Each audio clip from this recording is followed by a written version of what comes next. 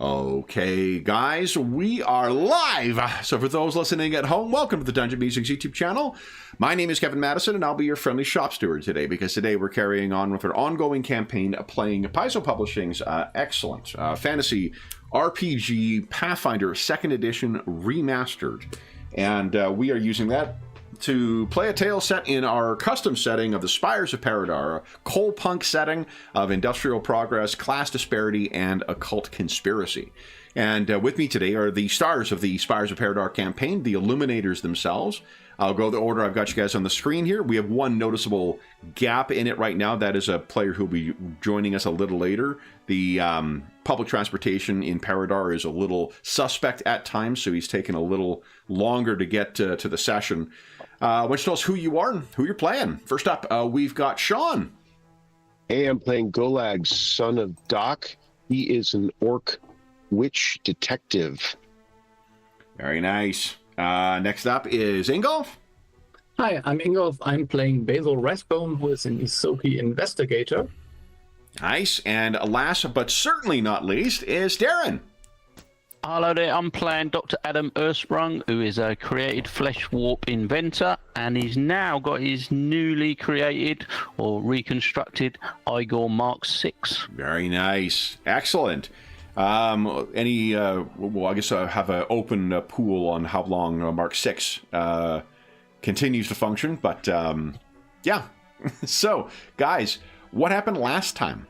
I think it was all four of us, I should say, last time as well. And I've got, let's see here. No, Adam, weren't you? I wasn't here last time. No. Yeah, that's right. You weren't here last time. Yeah. Okay, so you didn't. Ooh, so we started with Golag meeting with... Dr. Ersprung abandoned me, in essence, at the King residence. It's unbelievable. An escort that just walks off the job. It's crazy. Yeah. I can't bitch about other people. Nope. This time. So what do you recall? Because we started with we had a shorter session last time because we started quite late. But we started with Golag meeting with Ms. King and her current project. What do you recall of that meeting, Golag? So yeah, it was the most it was full, pretty much out in the open. First time really that Vesta King her changes, and I was back in the back with her, and she showed me her masterpiece in progress, and and she asked me if so. At one point, I think I'm trying to get more out of her, I think was the trigger. I'm not sure exactly what I said, but her head goes back like she's looking straight up at the ceiling, I think, and her mouth opens to an unnatural degree. And, I don't think I moved, and I'm, I think you voluntarily made a will save. Yeah, right. Oh, that's right. I think there was a will save, right. And then, and so then she returns to normal and says, "Did you hear the voice?" And I didn't, right? Did I hear anything? I think she just, from what I remember, she said that you were not ready. Yeah, she definitely said I wasn't ready, but I didn't actually hear it, did I? Oh, she said to hear the voice, right? So I think I tried to tread water because I was hoping to get more out of her, even in all the strangeness, but I couldn't. She just said, "No, you're not ready." And I said, "What would it sound like?" And she said, "You're not ready." So this kind of thing. And, so then I got out of there, it was time to evacuate, wondering, oh, I can't believe Dr. Ersprung just, fled the coupon. But yeah, went out, had a pleasant discussion, I think, with the mom, with Mrs. King.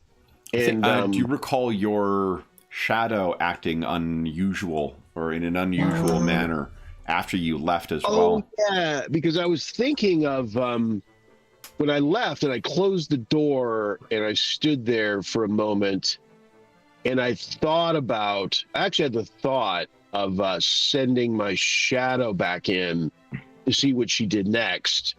But did it? And then at that point there was it wanted to go. Yeah, right? it was tugging in that direction. Yeah, I realized it wanted to go, which is kind of unprecedented, relatively unprecedented, and that went in the direction of the concern I already was even considering, was that, do I want to do that? Given how bizarre this whole thing is, and given how the magic seems to be dovetails with mine so much, and I don't know enough, and then it wants to go. And so, when that was the case, okay, well, asked and answered. And so I didn't do that. And then off I went to, and then I think Mrs. King actually saw me there. And then I, just standing on the other side of her daughter's door. And so we had a good conversation, as I recall. I think me and you enjoyed tea with her in the garden out back, but you could that's right. feel someone watching you from inside. Yeah, let me just one quick remark. Yeah. If you don't know the last session and know what you're dealing with, so the basically gist of your summary is you were in the back room with some daughter of some woman, and then she showed you her masterpiece. So it sounds like some plot of some very sketchy movie, and there's some weird will saves involved. So and it's also worth. You're not sure whether that whole thing with her head distending back and her jaw opening, that seemed to not be like, that seemed to vanish. It didn't mean like her head went back to normal. So you're not sure if you hallucinated that, or if it was an illusion, or what the hell was going on. So. Golag elected to go around the house rather than through it in order to leave. Yeah, and I assured Mrs. King that I was on the same page as her. So that I thought it was completely disturbing, and there's something afoot for sure, and that I intended to get to the bottom of it. Reminded her that that I have a lot going on. She saw the newspapers, so there's a lot going on in the Golag family. So it may not be instant by any stretch, but that I'm, because there's been attempts on my father's life, and et cetera, but and I think I can't remember if I mentioned that threat probably stretches to me, but in any case, she got the picture and was fine with all that, and said I was, but I was very much intending to look into it and to see what the case was, and I think that's pretty much what was communicated. Yep, that sounds right. So and then we we went to Basil and Sally's meeting at the Order. Yes. What do you recall about that, Basil? So this was a very, very frosty way we were greeted there. But then we made the acquaintance of Lord Sergeant Reginald Griffin, who seems to be the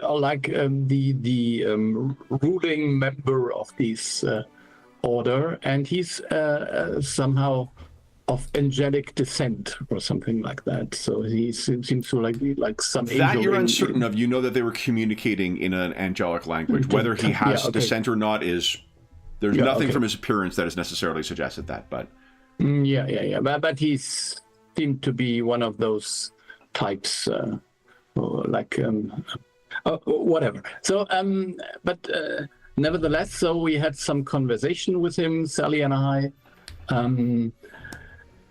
And we came to a certain agreement that we wanted to discuss what information we could share with each other. So, but we also agreed that not all of the information could be shared. So, he was maybe not happy that we would not share all information, but on the other hand, he wouldn't either. So, do you recall what he was asking you about?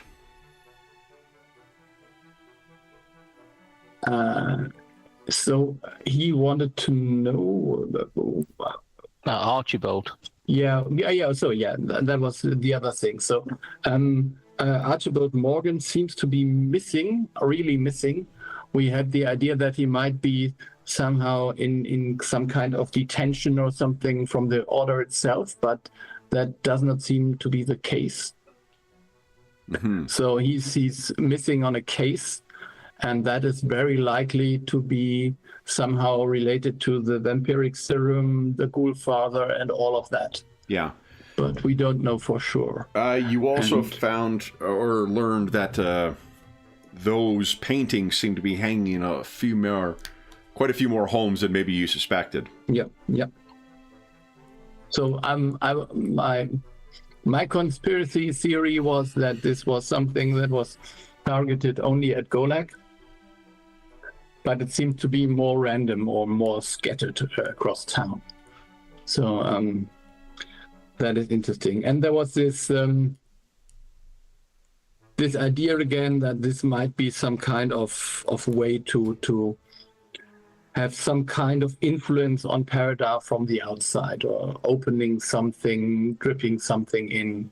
We are not sure whatever that means, but something like that. Mm. So, anything else? I don't recall there being anything else, but no. I mean, I think the thing for Adam is that we only met 2 persons of this order before. One was very, very kind and gentle person, and the other one was more strict military type. But this Lord Sergeant seems to be more of the very, very, very dangerous kind of person. Like, if we fall on his bad side, then we might be we might be in great trouble. So I think this order is very influential in a way, or at least powerful. And we haven't spoken. I mean, with the maybe with the the only person we spoke to who might have been of similar influence might be Golak's father. But then again, everyone else was maybe someone who takes orders from someone else, and this is a person who does not seem to be on the order-taking side, but more on the person who gives the orders to the others. Mm. Ben, any questions, Dr. Earthsprung, about either of the events? No. Okay. Sounds good. So why don't we pick up with, let's just assume, because James isn't going to be here till mid-session-ish, why don't we assume that Dr. Earthsprung was in attendance with Mr. Rathbone? Yeah, we can do it. So, you were being invited to a afternoon lunch, like an early afternoon lunch, with the Lord Sergeant. I believe what you left off discussing was the paintings. Mm-hmm. So, what do you wish to turn the conversation towards? We assume that the steward has left the last of the set the meals out before you, and then as you're tucking in, he's going to continue his discussion with you. Mm-hmm. What direction do you wish to? Yeah, we would really. I mean, I'm not sure how to phrase that very nicely, but I think we are more like experts in sleuthing things, so we could find maybe traces or evidence from the crime scenes or from the bodies that were taken and or vanished from their graves. And what bodies would those be, Basil? The bodies of those who fell victim to the murders related to the markings that were similar to this shadow runes. He stops and kind of studies you.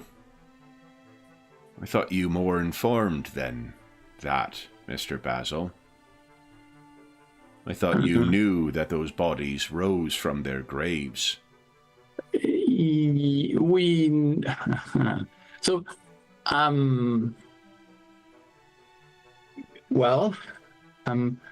Let me put it this way. What we know is that someone told me that they rose from their graves, but there is something called necromancy, so someone might have summoned them. So they might have been undead, they might have been just reawoken by some person who was with them. So That I don't dispute, Basil, but Yeah.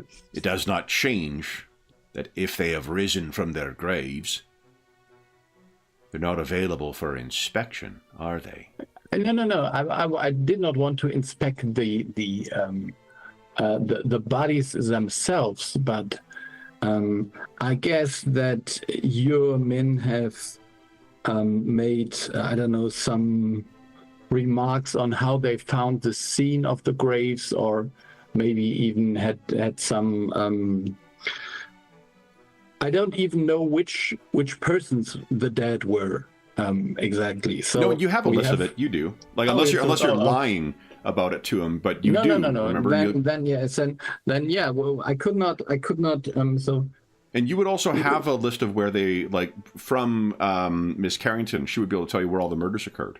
She's the one who pieced them all together. So yeah, and we wanted to visit those places, but we hadn't. So, but no. I was hoping that maybe your order had some kind of files on these scenes where the bodies were found dead.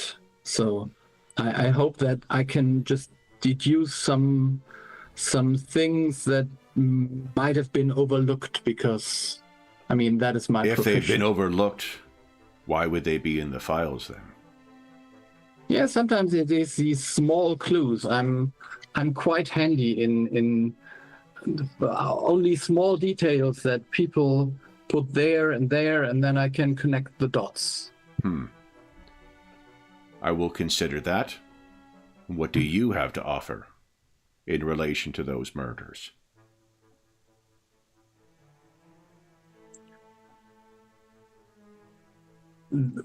Well,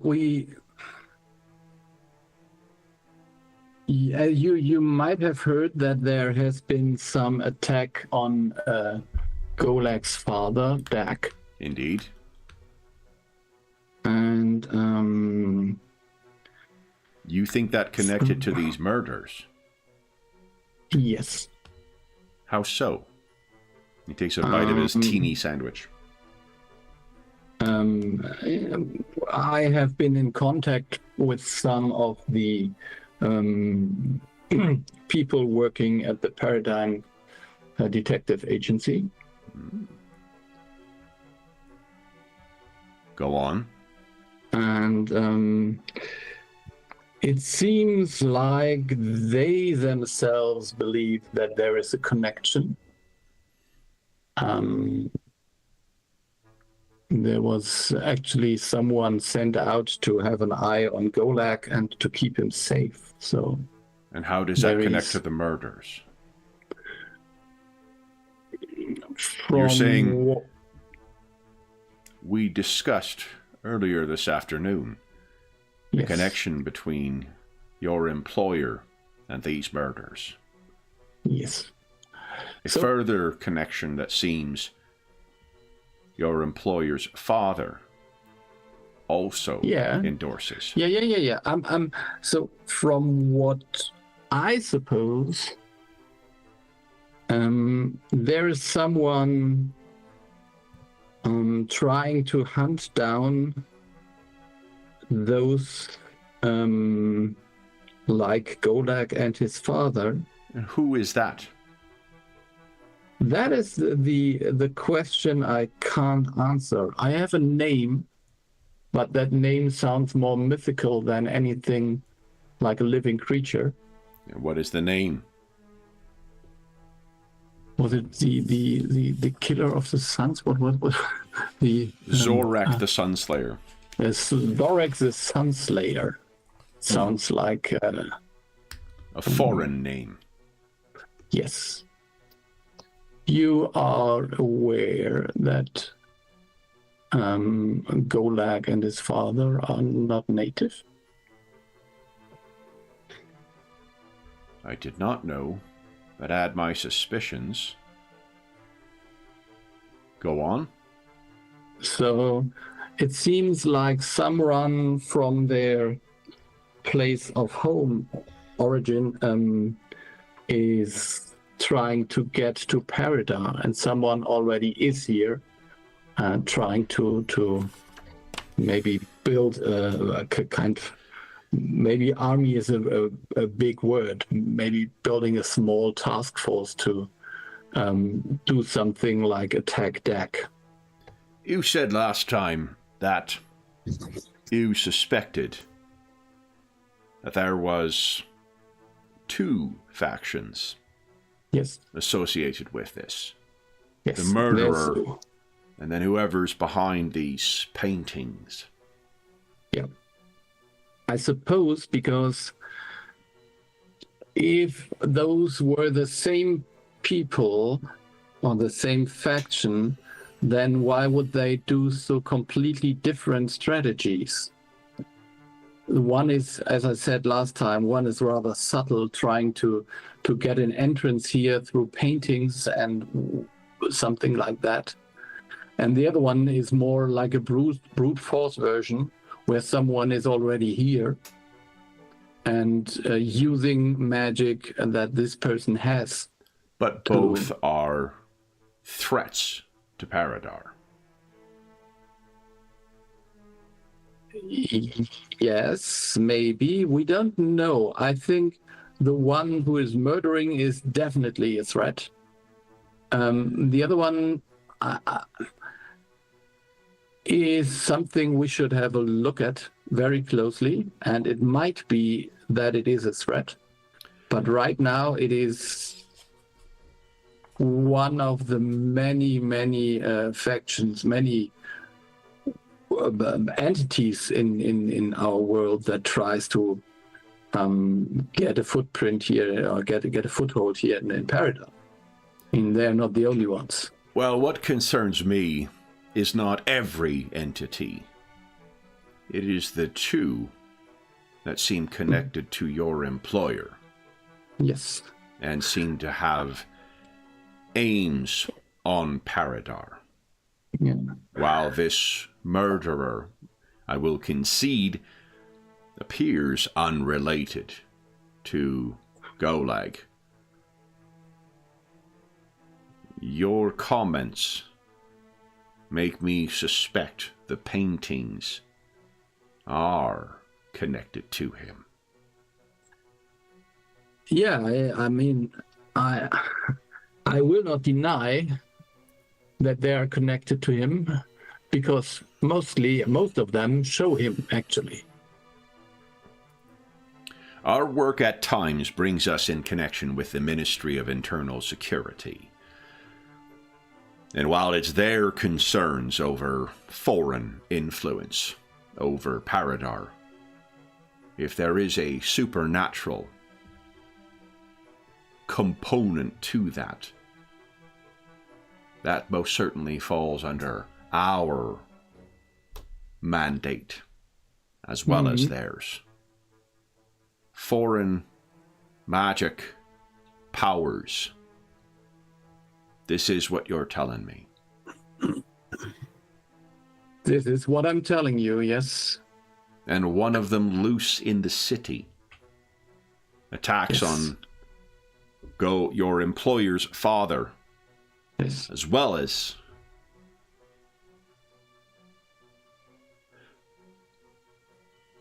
Golag has not been attacked as of yet.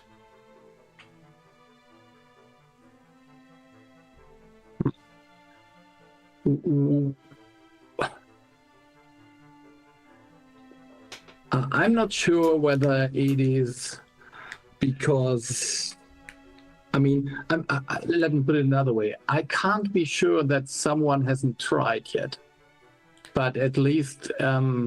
His eyebrow arcs up because there are so many attempts on his life. Strangely enough, yes, there are.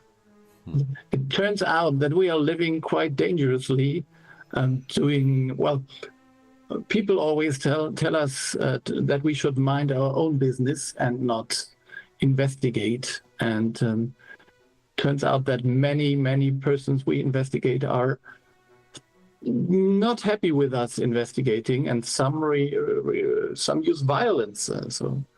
We nearly escaped some shadow sorceress I mentioned last time.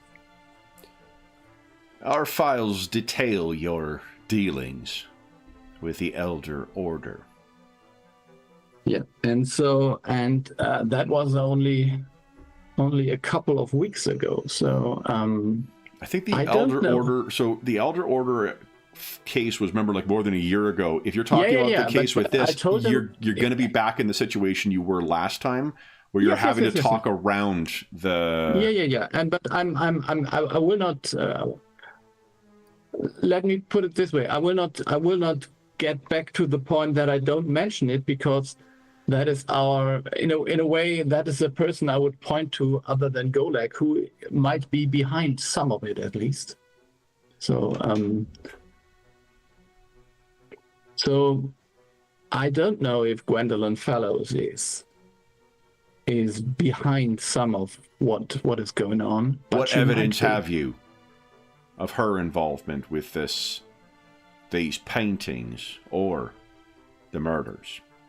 I don't think she's involved with the paintings, although there's a connection, because the paintings are made by a former member of the Elder Order of the Endless Odyssey.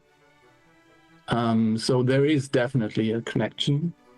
And when it comes to evidence... he turns to Dr. Ersprung. The artists behind these paintings... She is a patient of yours, is it not, Doctor? He takes another bite of a tiny sandwich. Yes, and I did want to speak about Miss King. Indeed, please. Subject to your professional obligations concerning privacy, of course. Well, this is beyond that now, unfortunately. When it comes to people's lives at risk, then secrecy and patient confidentiality, that's no longer something like I can stand by, because Miss King, I do fear that I am not able to treat her anymore in a way that will help in this matter. Why is that? She seems under the influence of something or someone, or I don't think she is fully in control of her actions.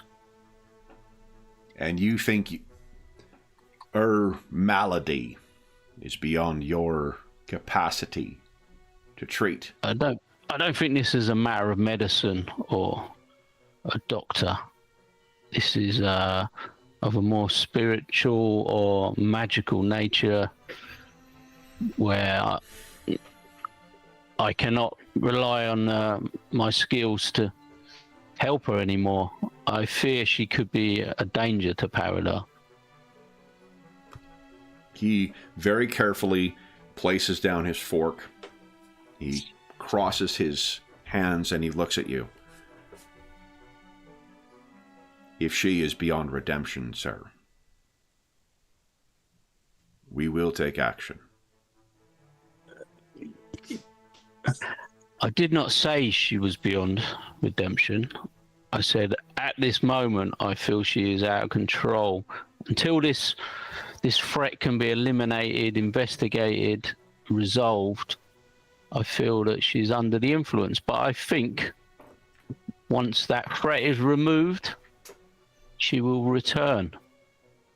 And until that time, as you say, she is a threat to Paridar. That is possibly the truth.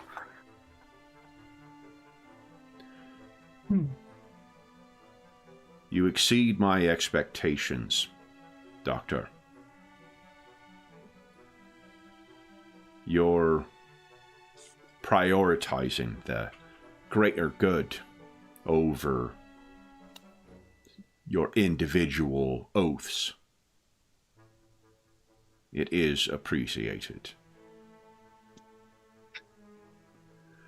Since you are no longer able to administer care to her, but cannot conclusively say that she is beyond redemption.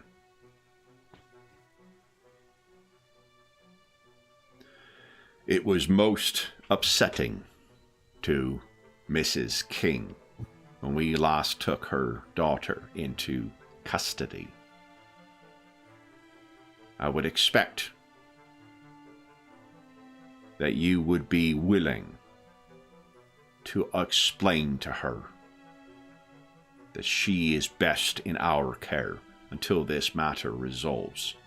We have ways of treating the malady that you think afflicts her. But can you assure me that you'll do all you can to protect what's left of her inside? I cannot promise that. What I can promise is that we would do no more than what is necessary to keep Paridar safe. Without knowing what this entity is, what affliction she may have, we cannot say what measures must be applied. And as such, while she, as a citizen of Paridar, will be due the same degree of care that we would owe any innocent, as you say, she is beyond your care. And until we know what that is, what has afflicted her, I can make no such promises as to her ultimate safety. I mean, if you consider what she does a threat to Paridar, then I would say that the sensible approach would be to get hold of the paintings she made, of all of them. Oh, we will do that as well, Basil. And seclude them somewhere. On that we agree. But I've made promises to her parents, her mother, that I would look after as best as I can. So, you understand, Doctor, there are times when patients are beyond saving. I do not think we're at that point. Protecting the city, yes, I agree. Removing the ability to make any more of these paintings, I agree. Incarceration, possibly short term, but I don't think anyone needs to be harmed as of yet. He leans back. Doctor, we have physicians who are within our number. But, seeing as you have a pre-existing relationship with this person, and she seems to respond well to you, and as I understand it, poorly with other physicians, perhaps an arrangement can be made where you could monitor her well-being physically, while we see to the other threats. I would like that. And if possible, I'd also like to be present when you visit the King residence. I have a different proposal. To avoid, to minimize the upset, I would propose that you give your word that you collect Ms. King and deliver her to the Order. I think, given the reaction last time, you, a friendly face, would be received more favorably than one of my knights. So, out of curiosity, why did you let her go the last time? If I understand, she was You assured us. Somewhere. You assured us that she had nothing to do with what we were inspecting. And she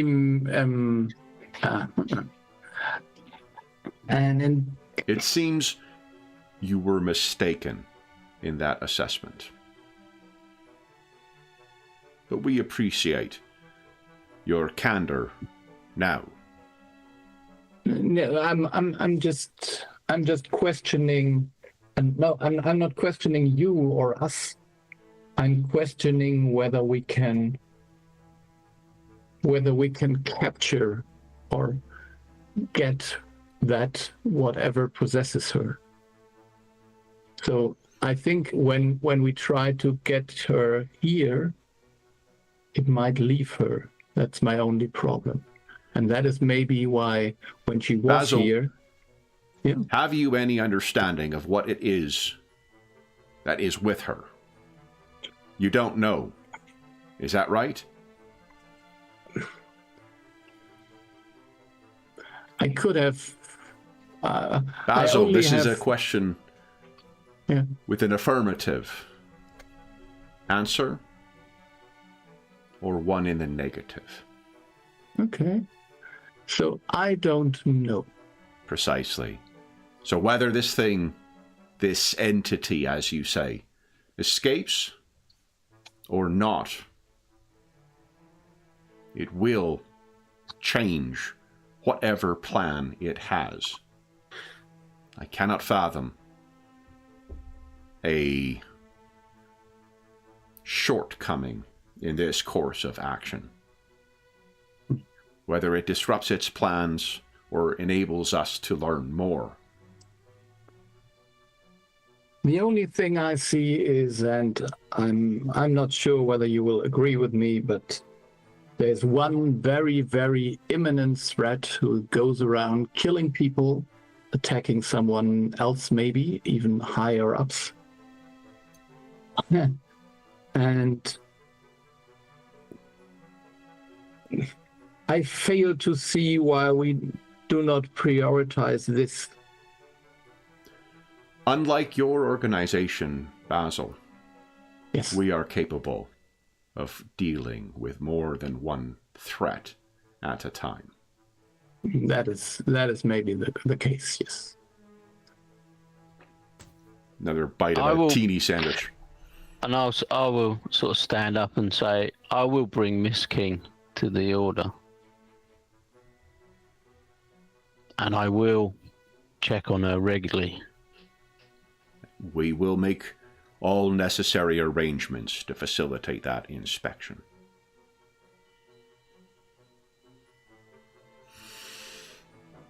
Then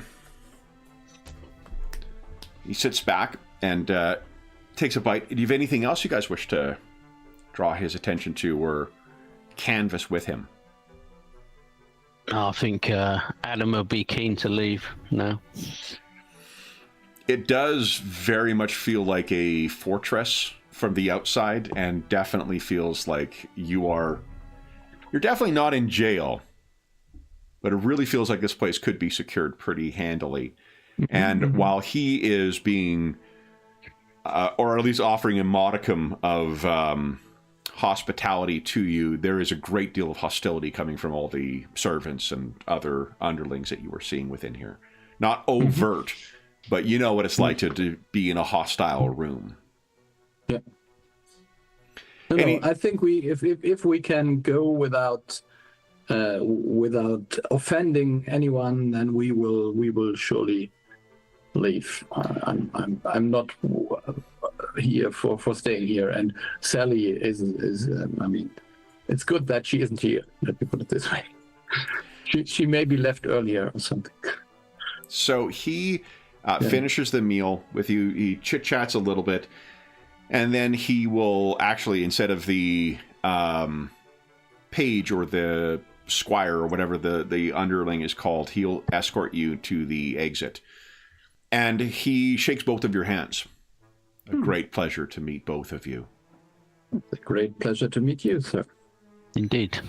I will look forward to when you return, Dr. Ersprung, and I will make arrangements for copies of our files on the scenes of the murders to be delivered to you, Basil. Mm-hmm. Trusting that upon their use being exhausted, you will destroy them. I will very much do that, yes. I look forward to hearing your insights then. Mm-hmm. Yeah, I will Gentlemen? happily offer any. Yeah. And he steps out, and you can see it's the kind of like dusk, not quite dusk, you guys haven't been talking for all that long, but it's early enough in the evening where you're starting to see against the early evening sky the streaks of light. And he looks up. Huh. Starting earlier again. What do you make of those, gentlemen?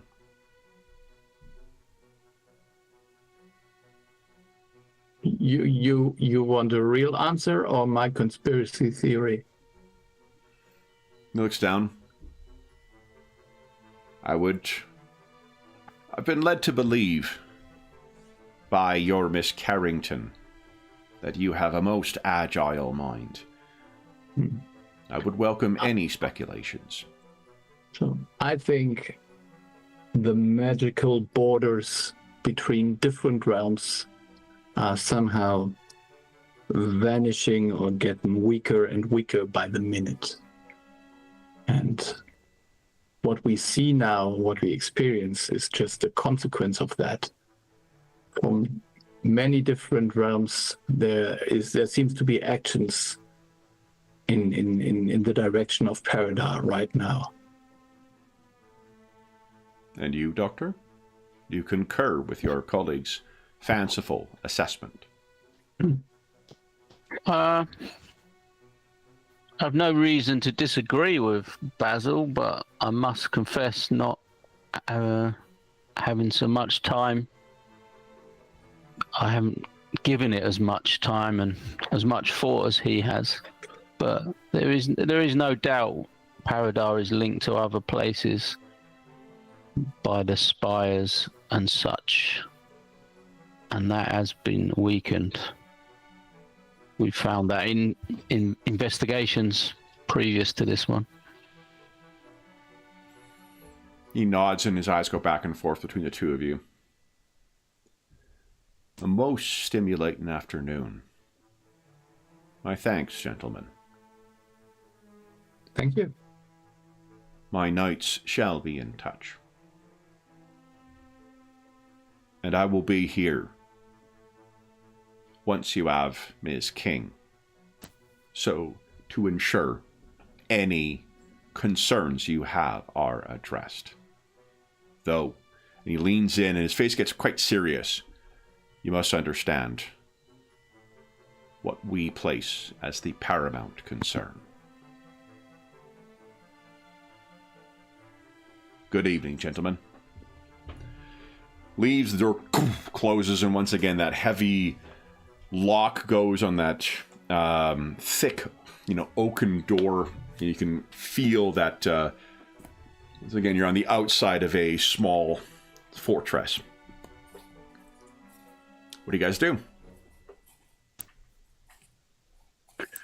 I think we should head back to the headquarter, maybe? Yeah, find out how Golag got on. As it looks like a visit to the King's residence is my next point of call. Okay. I mean, if we are with just the two of us, maybe I would say, I think we are wasting our time chasing Vesta King while someone else is hunting us. But I would feel happier that the problem that we already are facing is not getting worse if she is not creating more of these paintings that trouble me.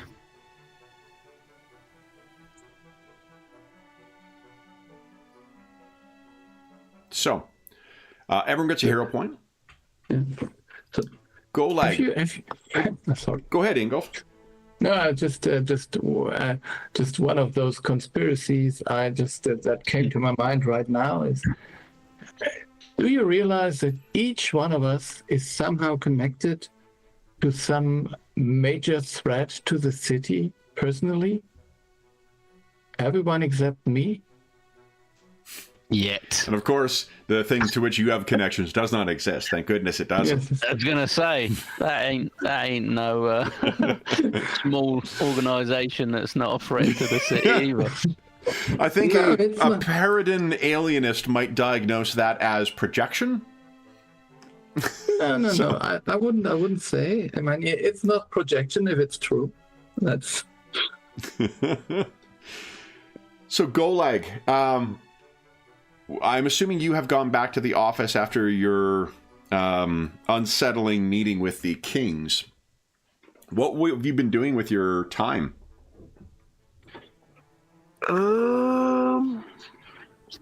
Back at the home, because it'll have been several hours that you've had to kill before these fellas arrive back.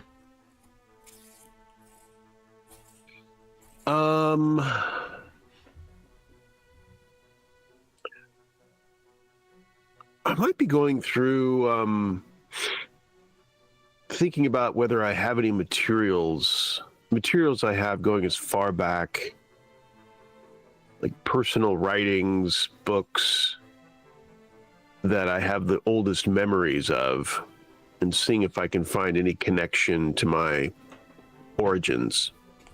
Okay. And including any time that I think has any chance of being like around the time when I thought I was in Orklands. Mm-hmm. So I think what you guys come back to is probably a bit of a state in the common lounge that you guys use. Books piled up with different things, bookmarks, plunged in them, stacks of books laid open to have different reference things, Golag getting up and trying to cross-reference things in books across several tomes. His, overcoat is off and perhaps just, his sleeves rolled up, his tattoos exposed on his forearms, and scattered notes around. It looks honestly more as if Basil has been working in here than Golag. Yeah. I would just shortly quip to Adam. I think you have to check his vitals. There's something amiss. Sylvan, did you take my following tome? I bellow out into the hall. And when you look up, it's not Sylvan waiting for you. It's actually Dr. Ursprung and Basil who are giving you quizzical looks, I imagine. Yeah. I pause a moment and I'll say, could you ask Sylvan if he took the following tome? Is he out there? You can see him coming down the hall, and he does not have any books in his mind, but he has a snifter with a very generous apportionment of brandy in it. You're forgiven, Sylvan. Bring this over here. Set it here, but don't get it. No, over here. Here, don't put it on the. Yep. And he hasn't even started putting it down. It's back to the book. Very good. So, I mean, what are you looking for? And maybe you want me to look for it?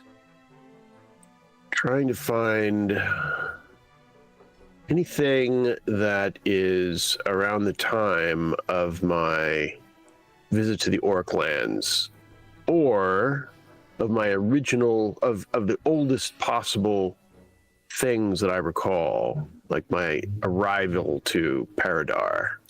You can recall your childhood with your father.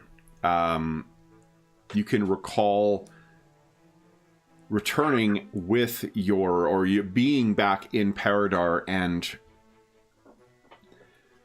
to say it's apprenticed is not really a proper way of describing it. You were peripherally involved with your father's work, but like at such an like 6 arms length away from any significant involvement with things. And what you can remember from the journals and whatnot you're checking is that the relationship with your father was most definitely changed from when you were a child to when you were back in Paridar with your witch powers and your shadow tattoos. And you remember leaving to finance your own detective agency where you are now. But there's a gap of the time when you make the decision to go to the Orklands, both in the journals you keep as well as your memory, and on how you returned.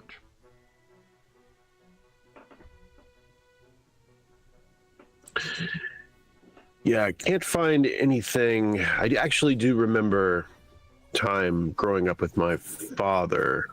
Do I remember where that was? Paridar. So that, it was Paridar. Yeah, you were a child of privilege right from the get-go in Paridar. In Paridar, though. Gotcha. And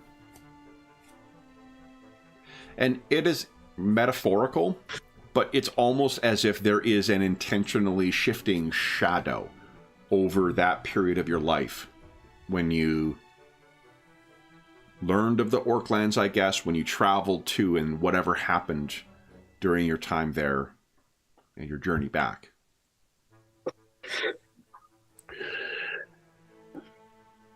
Yeah, so far I've only been able to confirm that there is a gap between my upbringing here in Paridar and when I am a adult after my time in the Orklands and have my current abilities. Basil, would you give us a perception check, please? Yeah, sure. Because you've got that investigator ability. As soon as you walk into a place, you may notice something. Yes. What is off or something? So this is part of the investigation, I suppose? I don't think so, no. So you don't get the +1, but you do get a chance to try and spot something. Yeah, I will just re-roll. You roll, yeah, okay. +16, that's great. Look at that, nat 20, baby!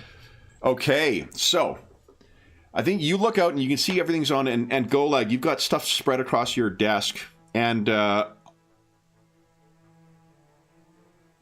think what you notice, Basil, is that there's a collection of various journals that Golag has kept. This, for one, journaling is just it's not an unusual thing for folks to do, and if you happen to have a sense that your life will be a eventful one, there may be an inclination to journal what you are doing or thinking and whatnot at any given time, because for posterity, it will be important.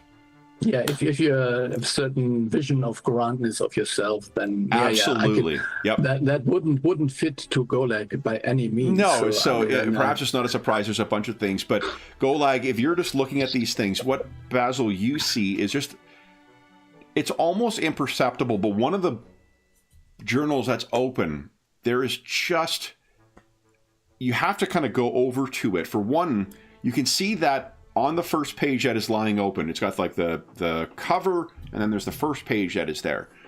It appears to be one that is the start. He's got 2 different piles where it's like when he's a kid and when he's back. Yeah. And it's stacked from like earliest up to the most recent.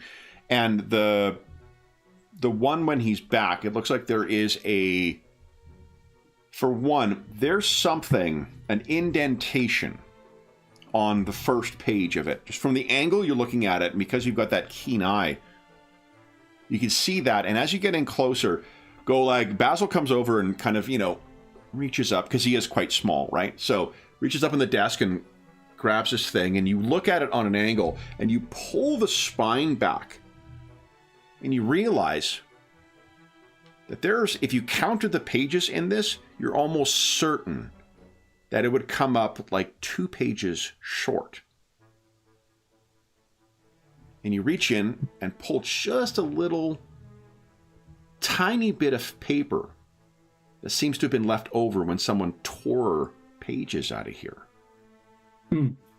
If you look at it on an angle, you perhaps go over to where, I'm trying to think where it would be.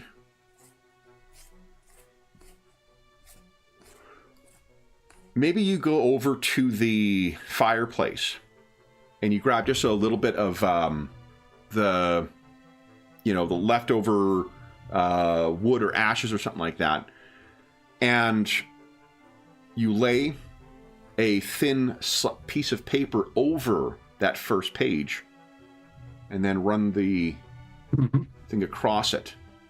And what you can see is it seems as if drawing in the margins is not just something that we all did as kids. It is apparently something that Golag indulged in as a child as well, because Golag, it seems on some previous page that is now missing, you had drawn in and traced over enough times to cause an indentation on the following page. It is a design of a stylized rose or lotus. Some kind of bulbous, a flower that has a fanned, leafy look to it. Mm-hmm. And this is, we'd come across this as a means of transportation, right? Were we told this by our, I'm trying to think, wasn't there a flower involved, a black, he brought it in originally. Yeah. Black rose, wasn't it? Yeah, Harper. Yeah. Harper. That comes to mind. It appears as if you have, you had that on your mind when shortly after you returned, or at least when your journals start up again. Curious. It seems like what the Harper fellow had, and it would check that that the timing of returning would involve one of them, possibly, from one realm to the other. Curious that it's torn from this book. I clearly have no memory of tearing it, Kevin. Not yourself, but you were living with your father at the time this journal was filled. Yes, I was in my father's residence at this Convenient that we can't ask your father. Golag's memory, one of the reasons he keeps seeing Skulldug, Skulldug is not specifically an uncle of his, but he is, for all intents and purposes, a very close family member. Skulldug would be the one you would have most dealt with at this time to explain what you learned of the business before going out on your own. You learned from Skulldug. No doubt you learned from observing your father and how he interacted with other people, but that was a process of observation and osmosis. It wasn't instruction that you received from Skulldug. So you could try to ask him if he is allowed to answer this time. Not even able to. I don't think I haven't been able to establish a sit down with Skulldug, right, for a while. Correct. So. Yeah, but that was before the attack. Maybe things are different now. Well, I did go to the bar, our typical. Yeah, but bar. this was at the time of the attack, so I don't think that whatever took place had already changed maybe the way the bar worked. So I don't know. Why don't you guys give us an occultism check too, please?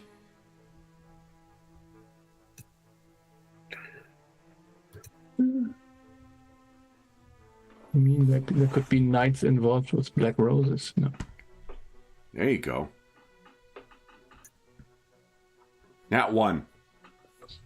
Yeah, that is exactly what I'm thinking of. There's a Knight of a Black Rose, which has totally nothing to do with what we are experiencing. What I think you're reminded of, Golag, is what Mr. Harker had discussed about the effect of Paridar on the memory of those who are not from here. So it might be a way of you tempering your own expectations of what insight Skeldug may be able to offer, even if he is free to speak. He may be subject to the same memory challenges that seem to bedevil a lot of people in Paridar. Yes, it would seem unlikely that we should... I don't think it's likely that there is a treasure of information available from Skeldug or my father that would transcend the issue we have found to probably be the case with everyone in the city. I grant you it would be nice to know personally, but I'll tell you, just my intent for getting you to make that roll is not to deter you one way or the other from speaking to him. Just to, your character would likely be, having heard what Harker said, you would have to temper your expectations. Although remember, Harker remembered as well. So it is possible Harker that... What did Harker remember? Harker remembered. Remember, he had forgotten about his queen, your mother. Remember, he's your mother's lover.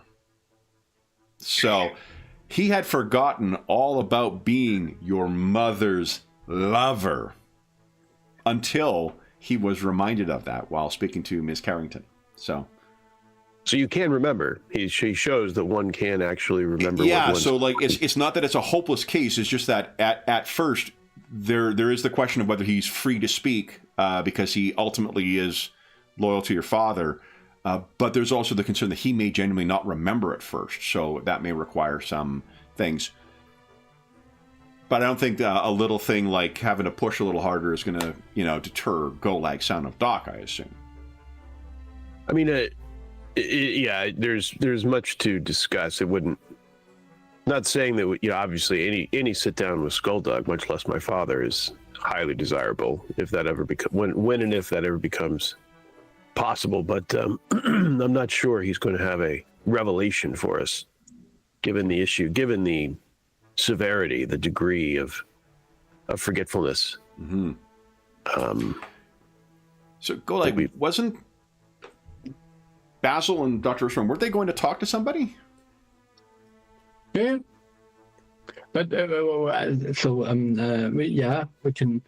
So do you want to get the news of what we found at the border of Saint Sylvester? Yes. It's good to hear. I'm not the only one toiling away on this. What did you find? Yeah, so it is, first of all, you made it to the top of the list. We spoke with the head of the order, Lord Sergeant, I just forgot the name. Griffin, yeah. So, Reginald. I've heard that name somewhere, of that old coot. Yeah, might be.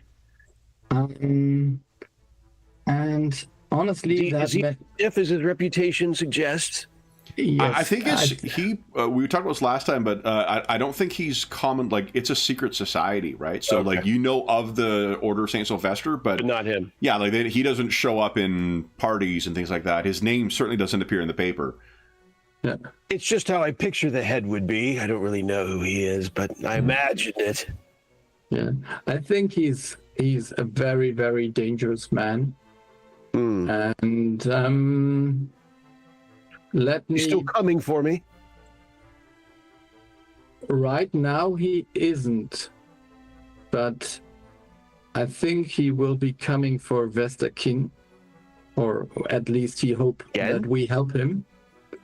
Yes, coming for her. But then, right, he is a person who is not afraid of casualties or killing bystanders if there's a threat for the town to be averted.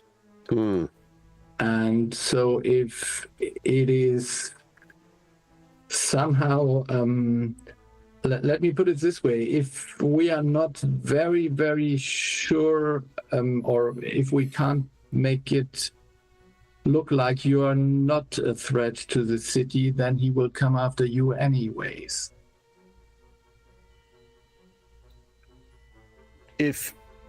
Say it again. If we can establish that I'm not. No. We have to establish beyond any reasonable doubt that you are not a threat to this city.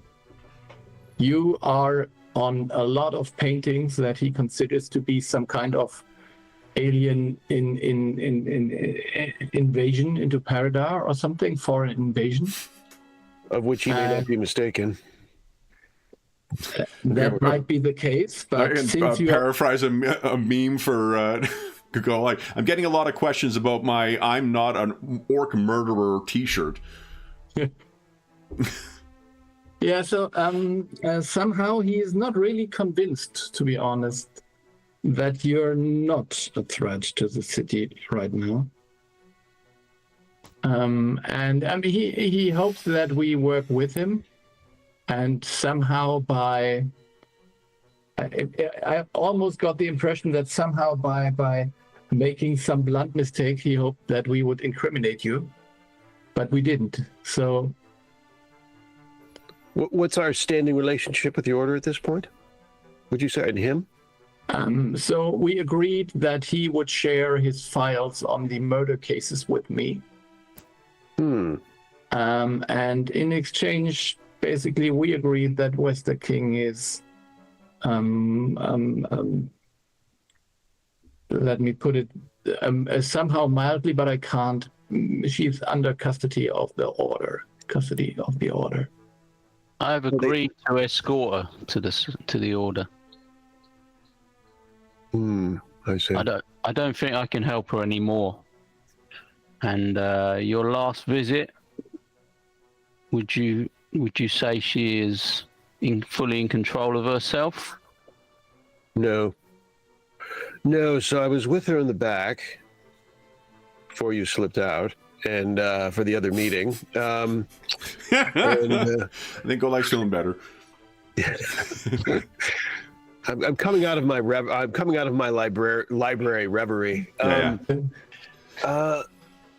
Someone who put all these books out here. Tidy this place. Come on. Yeah, this is a mess. I don't know how I deal with it. But anyway, so I'm afraid it's as out in the open as any of us have seen it. I was in the back there. She had shared with me her current masterpiece in progress, which is a wall-sized version, in essence, as lifelike as ever, similar and akin to the painting that we had here, but it was even more dramatic, if possible, perhaps. And we didn't have time with all the activity this morning, but I will share with you that I had a dream last night that I thought perhaps was, I'd hoped probably was just obviously a summation, a psychological, natural reaction to her painting, but then the stress of my family being under attack, and feeling that's probably would stretch to me as well, that threat. But alas, after seeing her current work, it disturbingly resembles my dream of last night, of a scene where I have it involves a ziggurat and a black dagger and a world that is as if encased with the sky of a lid above, and that cracks for giant tentacles coming down to consume victims chained to pillars I gotta get this wrong every time, Kevin. The No, pillars, that's all bang on. but coming up, the pillars, do they resemble the pillars that I saw with the So you victim's saw chain? you saw black versions of the white spires of Paridar, Okay, black and version. then the pillars themselves seem to also be made of onyx or obsidian or some kind of And the black dagger, stone. is that like the dagger too? Absolutely, yeah. So the pillars are disturbingly similar, except different in color. Victims chained to them and consumed by the tentacles through the cracked sky above. And as if connected, remember your shadow also bled out to each of them. I'm not sure if you wanted to leave that out, but that was part of your vision as well. You know, I think Sean kind of blacked it out, so I think probably Golag kind of blacked it. He didn't. He probably doesn't mention it, Yeah. but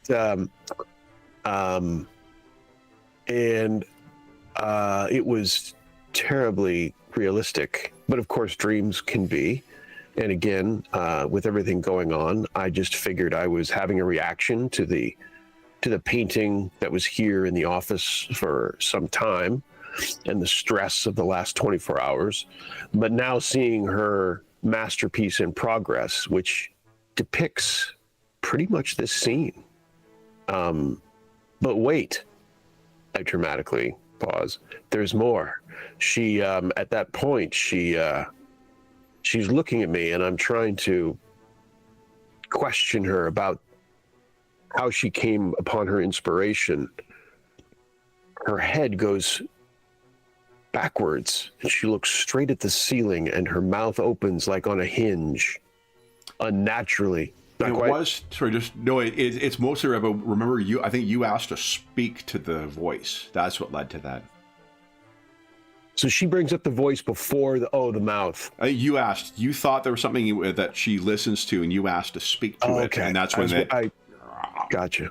Yeah, I was struggling before and what the trigger was. There we go. Okay, very good. So, up in our conversation, she mentions a voice, and so I was questioning her about this voice. Now we here had suspected that she was in touch, at the very least, was in touch with someone else, if not being compelled by someone else. So I'm questioning her about some voice that she has mentioned now, and her head goes back and her mouth opens like unnaturally, like on a hinge, far too wide for any human to do so.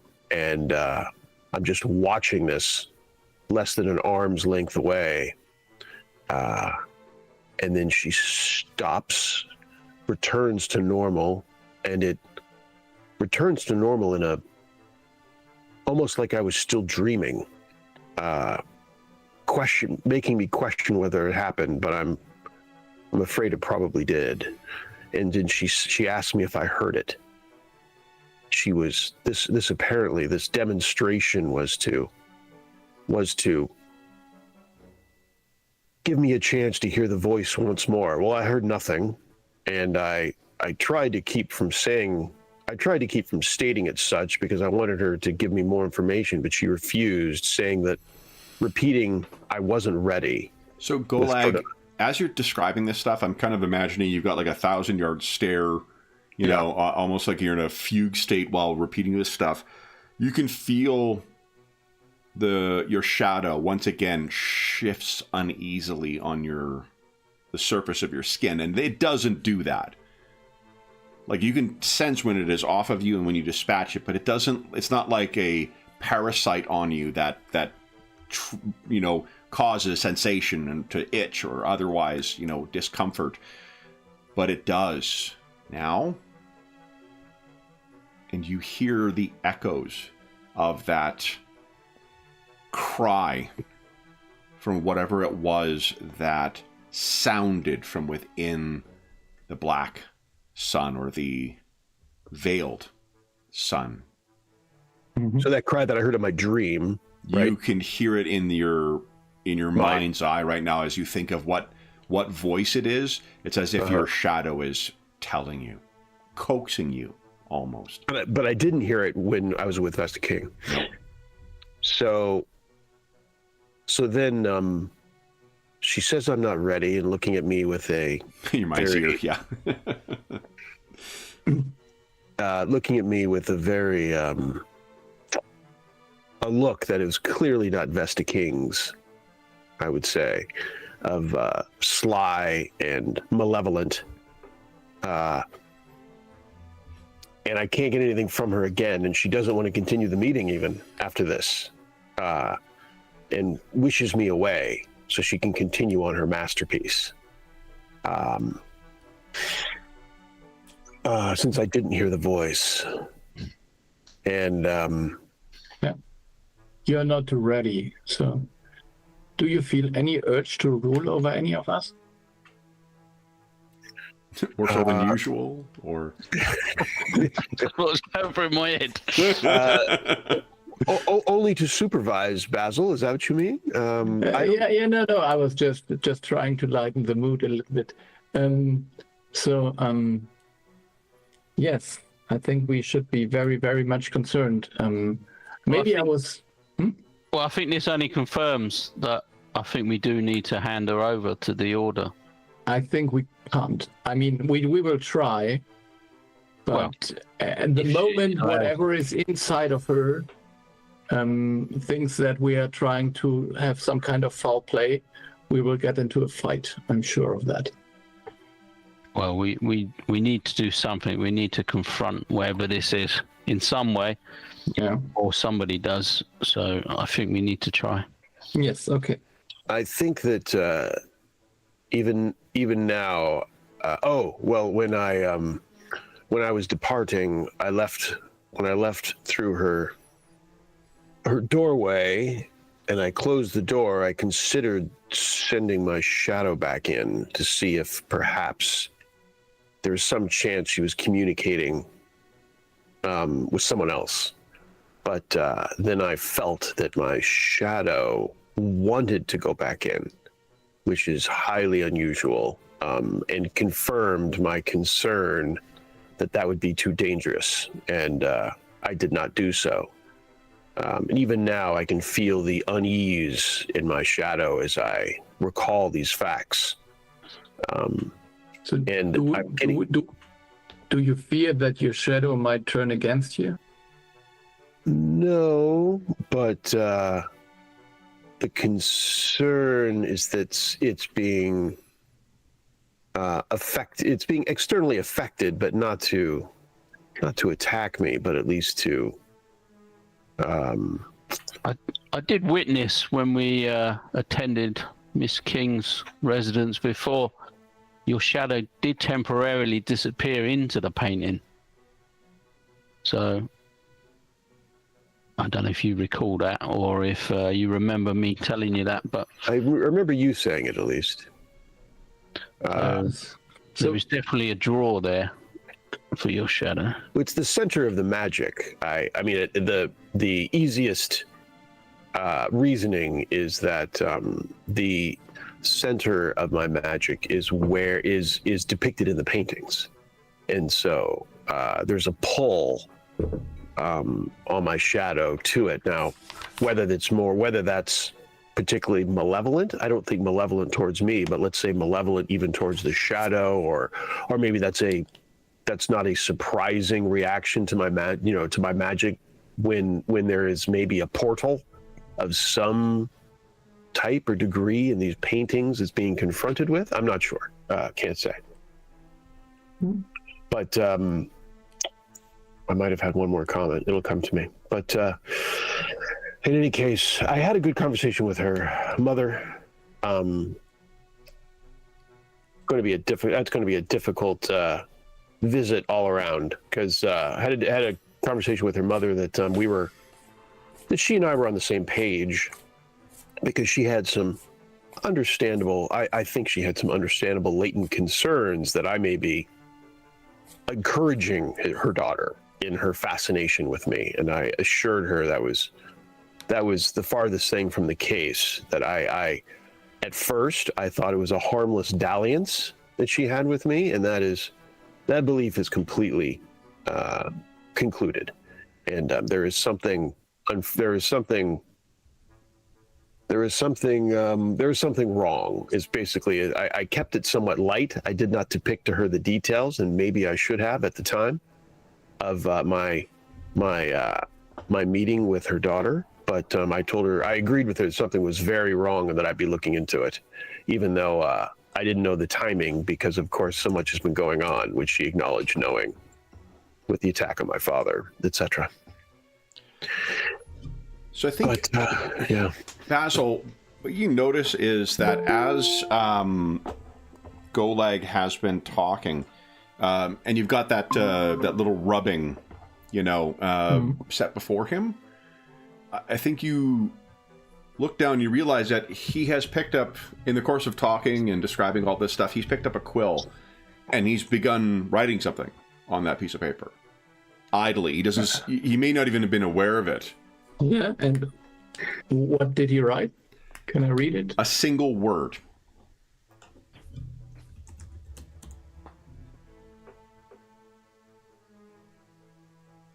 Okay. I mean, maybe, it's not good to wake someone up who's sleepwalking, but I think maybe that is, we are beyond being nice to Golag. Golag, why did you write claim when I asked you whether you wanted to rule? What? And you look down and your hand has written, I'm not sure whether you are right-hand dominant, Golag, or left-hand dominant, but it is your other hand that has just written something out. And it's that single word in your handwriting. Claim. So I'm left-handed, and so So do I ever write with my right hand? So I probably don't ever write with my right hand, right? No, not at all. There we go. I got James now. Ms. Dumaire walks in the room. I don't think I'd notice. You wouldn't notice me? No, he's just out of his mind as usual. So, is that when you come in, you just imagine he has worked in his office. There's books lying all around, and he's trying to read something, and he made notes. So it's totally out of character for Golag. He can write? We are sure he could write, but he never has shown us. Does this break out right in the middle of my reverie? I mean, my goodness. I think it's a perfect time. So first off, everyone gets a hero point, and then we'll take our mid-session break. So James, you're arriving just in time for us to take the mid-session break, but we'll do that now, and then we'll come back and deal with what has occurred thus far and what you guys choose to do next. So for those listening at home, we'll be back in about 5 minutes. Hey, Google, set a timer for 5 minutes.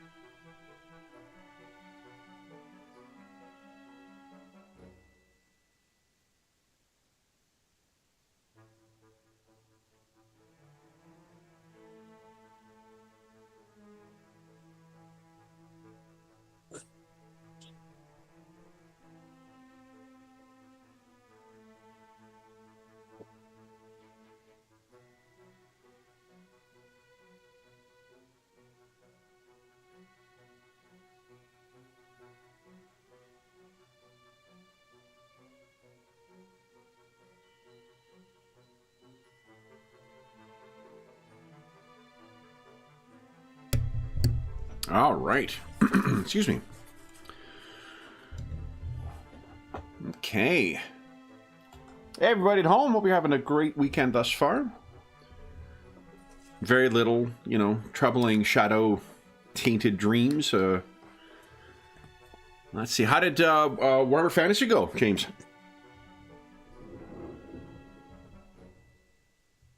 Good. Good after the... two of the players went on a murder hobo jag out of the blue. But fortunately, the other players sort of calmed them down at that point. On a completely innocuous NPC. But no, it was good. At the end, it was good. Nice time. Good. My first time running it, so... Excellent. Good. Did you use any of those handouts that Graham had prepped? Oh, no. I used the ones out of the starter set. Oh, those are quite good as well. On the whole thing. Yeah. But it was good. Cool. And I was trying the bog standard advantage rules. And, as everybody learns... Did you learn why everyone uses group ones now? Yeah. I thought, we'll try it raw after the thing. But it was, so... But good system, good game. Good, yeah, nice. All right, so guys, we are back in the study. Who would like to bring Ms. Dumer up to speed on what happened since she left the lunch with the Lord Sergeant? I think Golek should do it himself. We are maybe lacking a little bit of decorum here, so... Well, Golag wasn't present for the rest of the lunch with the Lord Sergeant, right? So it's only about the lunch. So I was just thinking because... Well, we'll leave Golag to bring up to speed on what he's seen this thus far. But the major outcome is that we will get the case files from the Order of Saint Sylvester, and Adam has agreed to bring in Vesta King because we believe that she's beyond our control. So she will be kept by the Order. So and the rest was a little bit more chit-chatting and exchange of pleasantries and conspiracy theories, I suppose.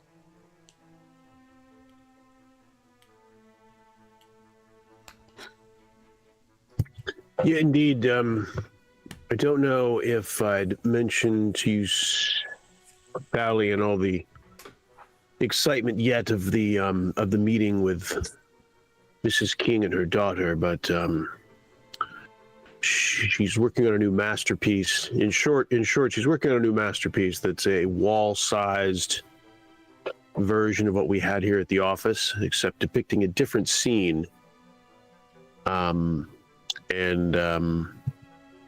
I had a dream last night that is disturbingly similar to that scene. I had originally written off my dream as perhaps a result of having the portrait depicting something similar and the stress of my family being under attack.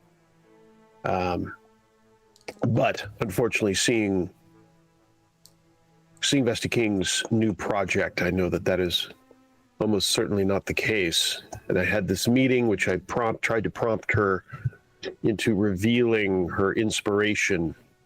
And this caused her to bring up what she calls the voice.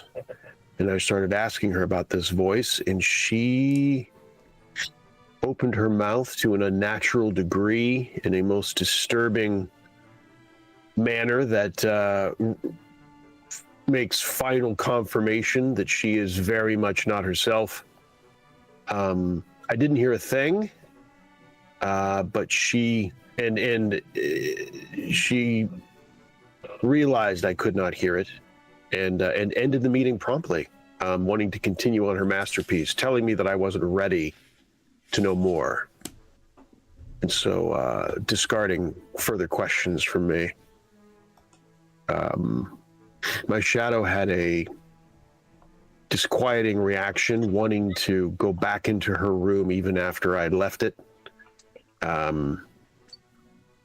So I dismissed any notions I did have about possibly eavesdropping on her when she's alone.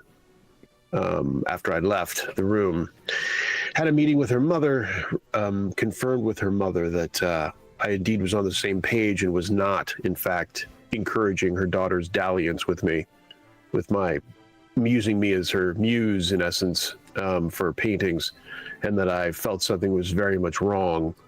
I didn't know what it was exactly, and that I would be looking into it, though that may be delayed because of everything that's going on with me and my father, which she understood.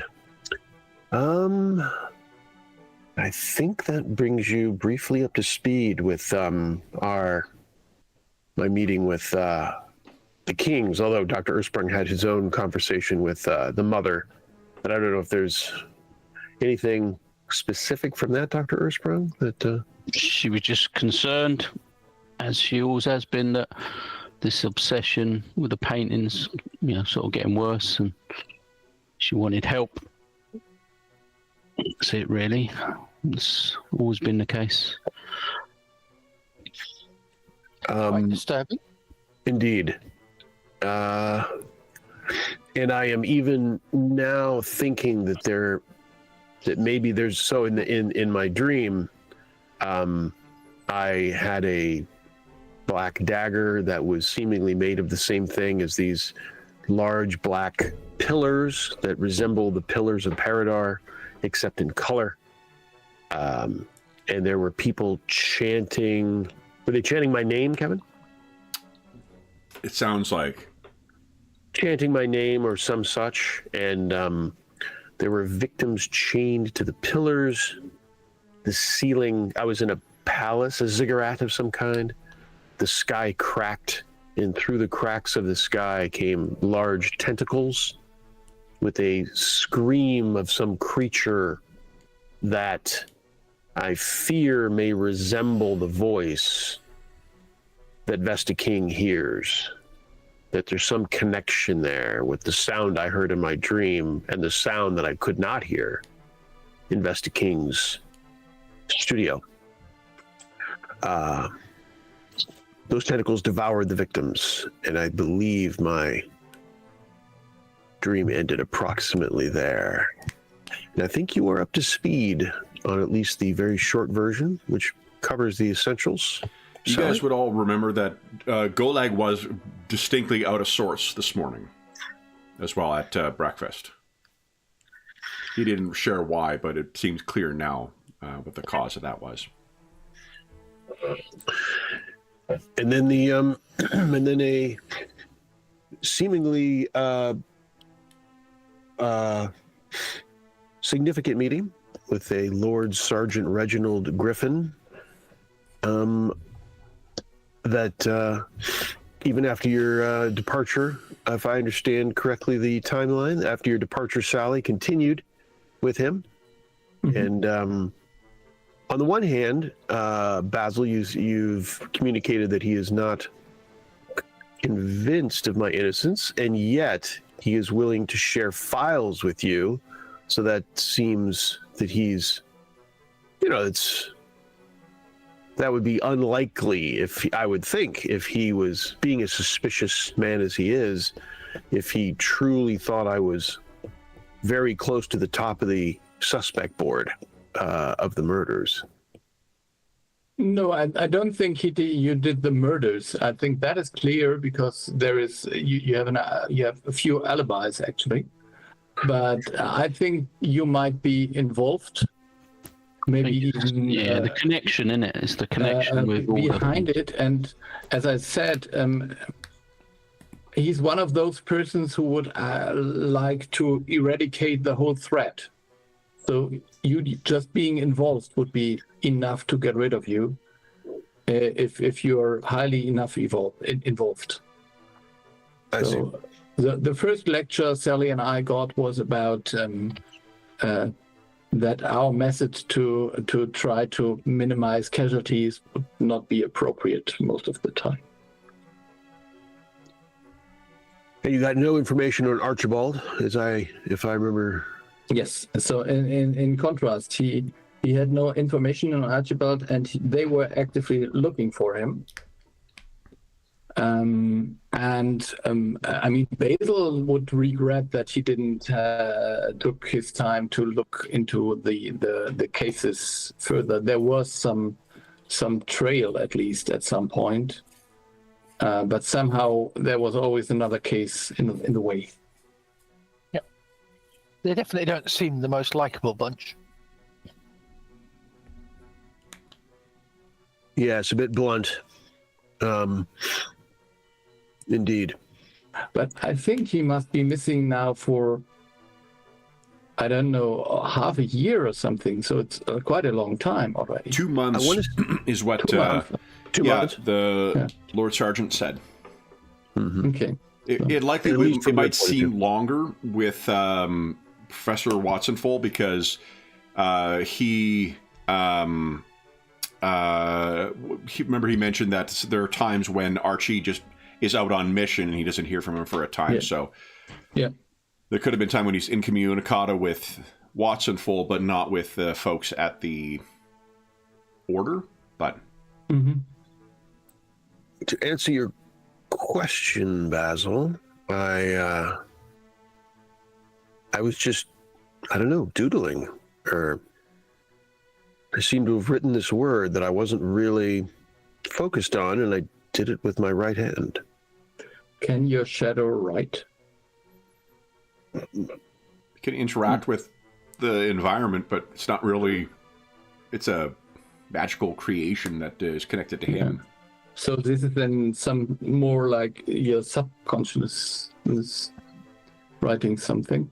Well, I think just because of your perception ability, you would know he's left-handed and he's writing this with his right hand. Yeah. So there's. It sounds more like possession, though I'm not an expert in this field. As One would if think. something has gotten a hold in you.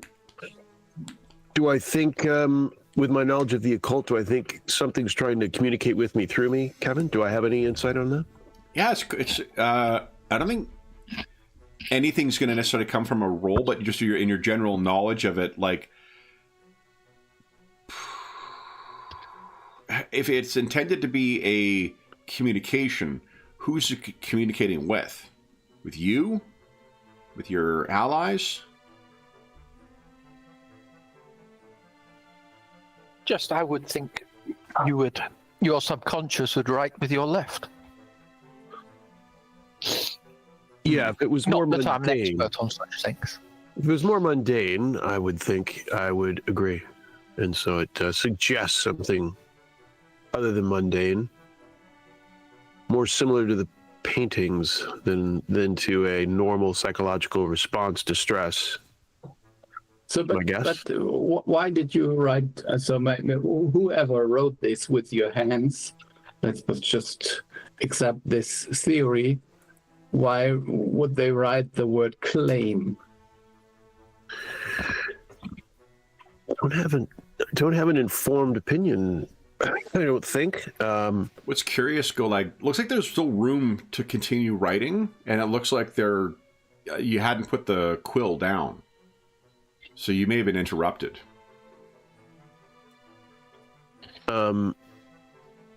Interestingly, too, I have a feat. I'm not sure if it has any. It's kind of like this a little bit, but interestingly. But just throwing it out there since I have it. Honestly, that could have been sticking around. It could be part of the fucking resin that sits up in my skull.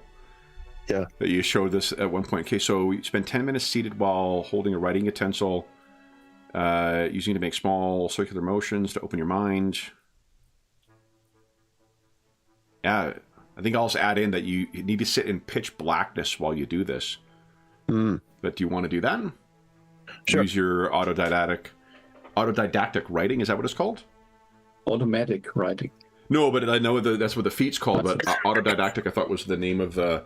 It's when you try and it's a spiritualism thing where you let the spirits come in and write shit through your hands. Which is to say, it's a fraud. It's a fraud, is what I'm saying. Yeah. If you haven't tried this thing, Golf, you haven't lived. I mean, come on now. Yeah, no. Yeah, I'm. Yeah. Okay. I'm really in real life. I'm really skeptic of the esoteric things and quite known for that. Yeah. I'll suggest it. I'll say, well, let's give it a let's say we at least take the opportunity to see if there's more. So you have your little like research room where you had been reading with the Umbronomicon before. You could go in there and then simply close all the lights, and it would certainly afford you the darkness you need in order to do this. I will do so. I think when he left the room, I would look at the others, maybe make sure that Sylvan isn't just behind the door listening in. You know, I mean, not to give you any ideas, but I mean, somehow, I mean, he dabbles in necromancy. His eyes turn black sometimes, and now he describes that he's in league with some tentacle monster from the sky. So sounds a little bit like maybe there's some reason for concern. That's father issue. Yeah, you're saying we drop him off at the order as well. I don't know, but maybe, I mean... Go, like, why don't you just go inside? We'll be in just a minute. It's a bunch of guys dressed like Archie behind the door. Yeah. I would sense I'd be applying for a job in my father's firm soon after. Yeah. No, I mean, just are we sure that maybe, I mean, is he going bad? Is the other team there for our protection or for my protection that my father said? That question comes up too. Yeah, and maybe, I mean, so maybe, I mean, this murderer just uses the wrong methods and he is there to stop you from invading Paridar. So I don't know. Basil's so fast to cast everybody else as the villain. Yeah, Basil has descended into a conspiratorial Truly stupor. the makings of a mastermind here. And what if? And what if? And what if? If you do poke outside, you do see a very, Basil, you'll see the very, just the slightest bit of a shot of a silhouette of that catfolk rifleman who's outside once again. Yeah. No, that's okay. I mean, it's obvious that he's deeply involved, Basil. To what extent, we don't know. But, these pictures, these dreams, there's no way he's not heavily involved. So you mean he's the friendly necromancer from the neighborhood? So there's no problem. Okay. Until told otherwise. Yeah. That's how we will play it, yeah. So, Golag, why don't you tell us what it feels like as you sit down in this darkness? You've got dark vision, so obviously you can see in the dark, but there's a feeling of blackness around you too, right? The absence of color. And then you sit down with just a blank piece of paper.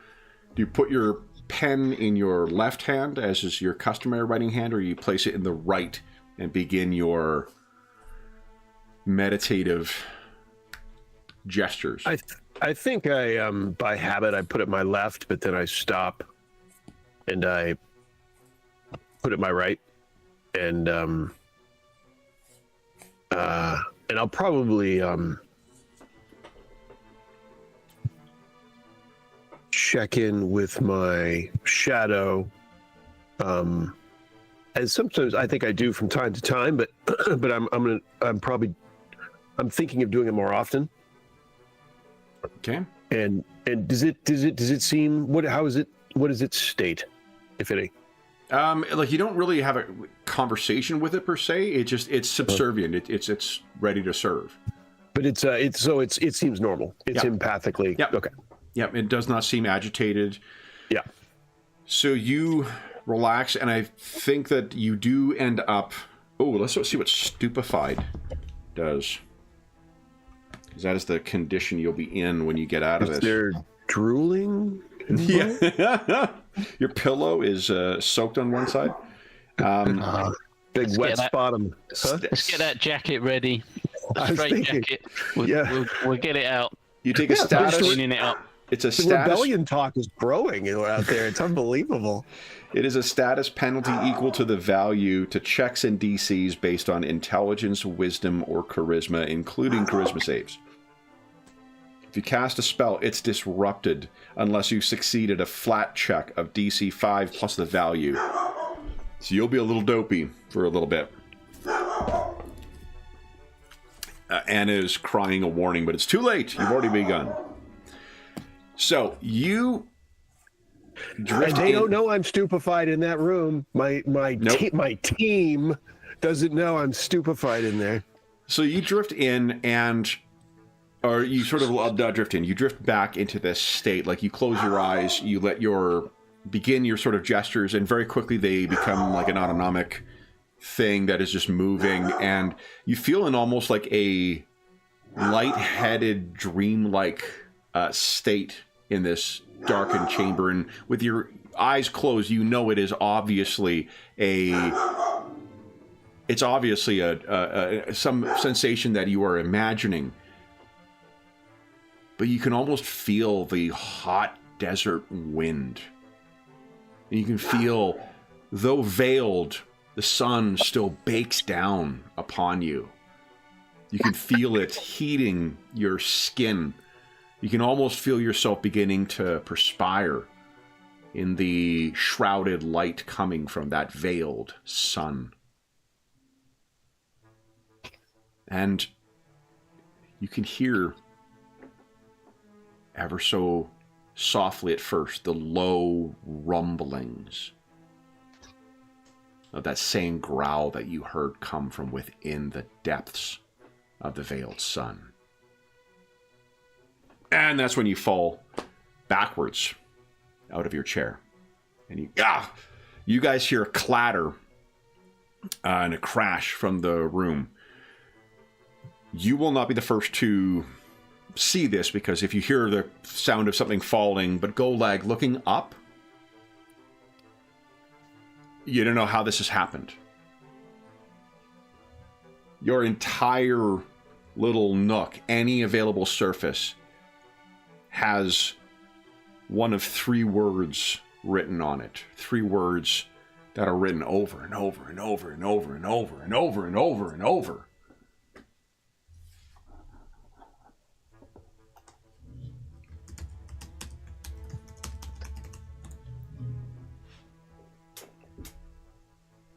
Those are the words.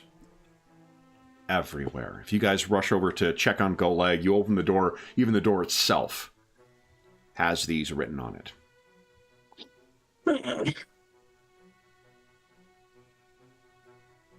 I've been busy, as you see. Door opens up, he's in the ground. I've been busy. Roan? I will have to say I had my suspicions about 15 minutes ago about the word claim, but it was pure speculation at that time of what it could mean. But this was I wondered if this was where it was heading, given my dream. And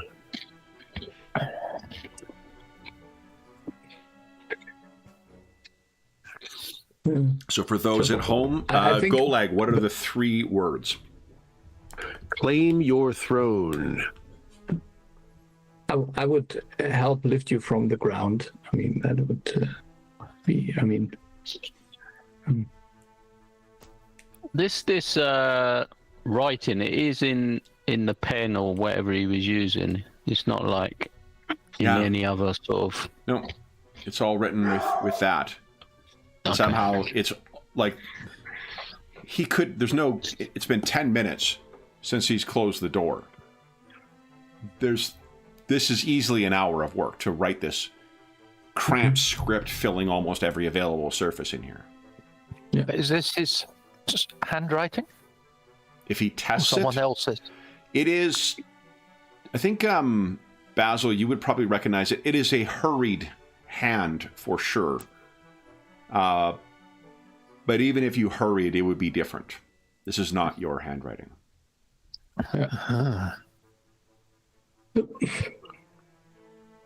It is, as we suspected, there's someone wanting you to go back and claim your throne. And indeed, the notions that that it would be hard to characterize that message as malicious, and I think that is informative of some of our speculation prior. That, for example, the paintings are not necessarily malicious. The message, the messenger, well, not the messenger, but the person behind the messenger, if you will, is not necessarily malicious, and I think this contributes to that conversation. That doesn't speak to, well, I mean, I think there's more than one force here at work, given the dead, the attack on Hardy. Is it possible this is your mother trying to contact you in some way? It's possible. Certainly possible. Requesting for you to return. To I take the don't- throne from her. I don't think that's his mother. Well, not directly maybe, but I think that message is only there because his mother is no longer on the throne.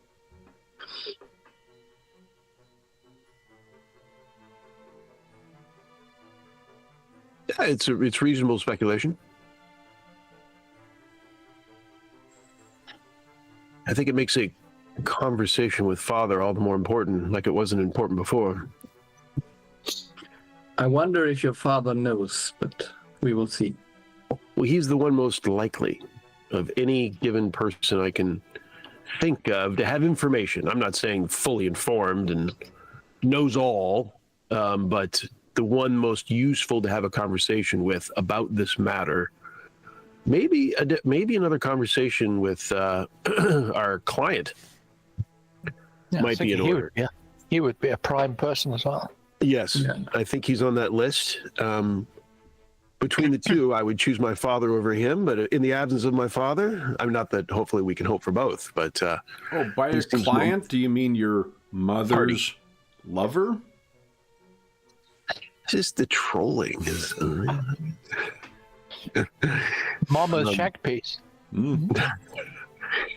Sally just goes for the lowest, calling her magazines. Ugh. I told you that's tripe, Sally. That your stack of. I follow the halfling press. For entertainment, you understand. Mm-hmm. Yeah. So we can try both. Talk to your father. You could talk to your father. You could send someone else. Maybe he won't talk to you, but maybe he will talk to. I think IOU are already trying to make a connection, aren't they? They've already said they'd try and set up a meeting, I believe. They said they would get word back to Doc. Yeah, as best as possible, set up a meeting, but Yeah. So there's that, and then while we can hope that we get the files tomorrow, so we can follow that lead up. And I can try to have my contact find. I don't know why this is so challenging. Because the stupefaction is sort of a, Yeah. It Effective works. role playing. Yeah. It works on me too. Mhm. Feeling like I'm tired and I haven't done anything. Mhm. No, but we could use try to find some information. I don't know where the symbol of a rose might appear or something like that. I would guess that it is almost impossible to find direct a direct hint to the person behind the murders, because I think that person would also know about your situation. Mm-hmm.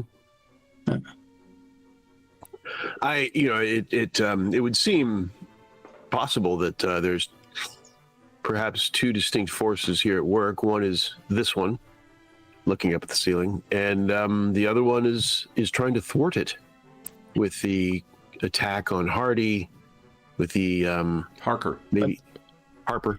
Harker. Yeah, but why? Third try lucky. Yeah, but why? And this is a question that came also up when we were talking to the Order of Saint Sylvester. Why didn't they attack you in the first place then?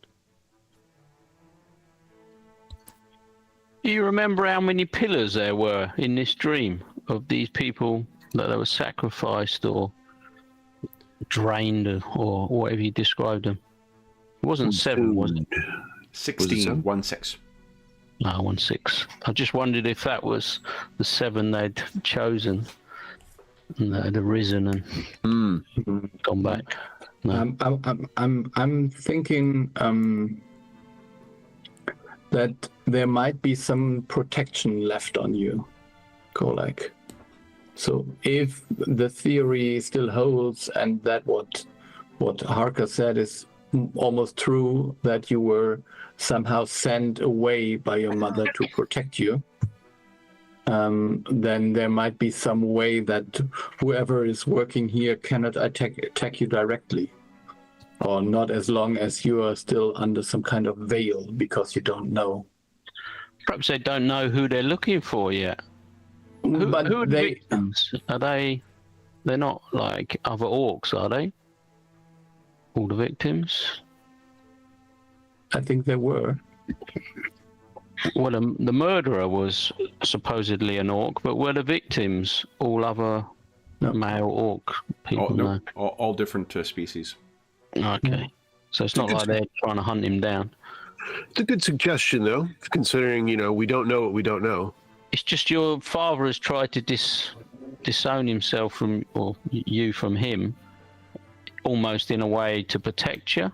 And no one wants to sort of speak to you that would have done in the past, almost like he's trying to hide you. That was my first thought. And maybe the murderer can't find you or don't know who you are because your mother's also disconnected from the past to try and protect you or hide you. Certainly my father knows a great deal. Whether he is fully informed or not would seem questionable, only because of the power of the magic that seems to keep people from remembering. But his behavior suggests that he knows something substantial, as he usually does. And I think any attempt to communicate with my father further, would need to make the argument that is, I guess it's the weight of, perhaps, if we're not assuming, but let's say, speculating for the moment that Dr. Ersprung is correct, whether secrecy outweighs coordination with my father. He seems to think so, perhaps. That secrecy outweighs coordination.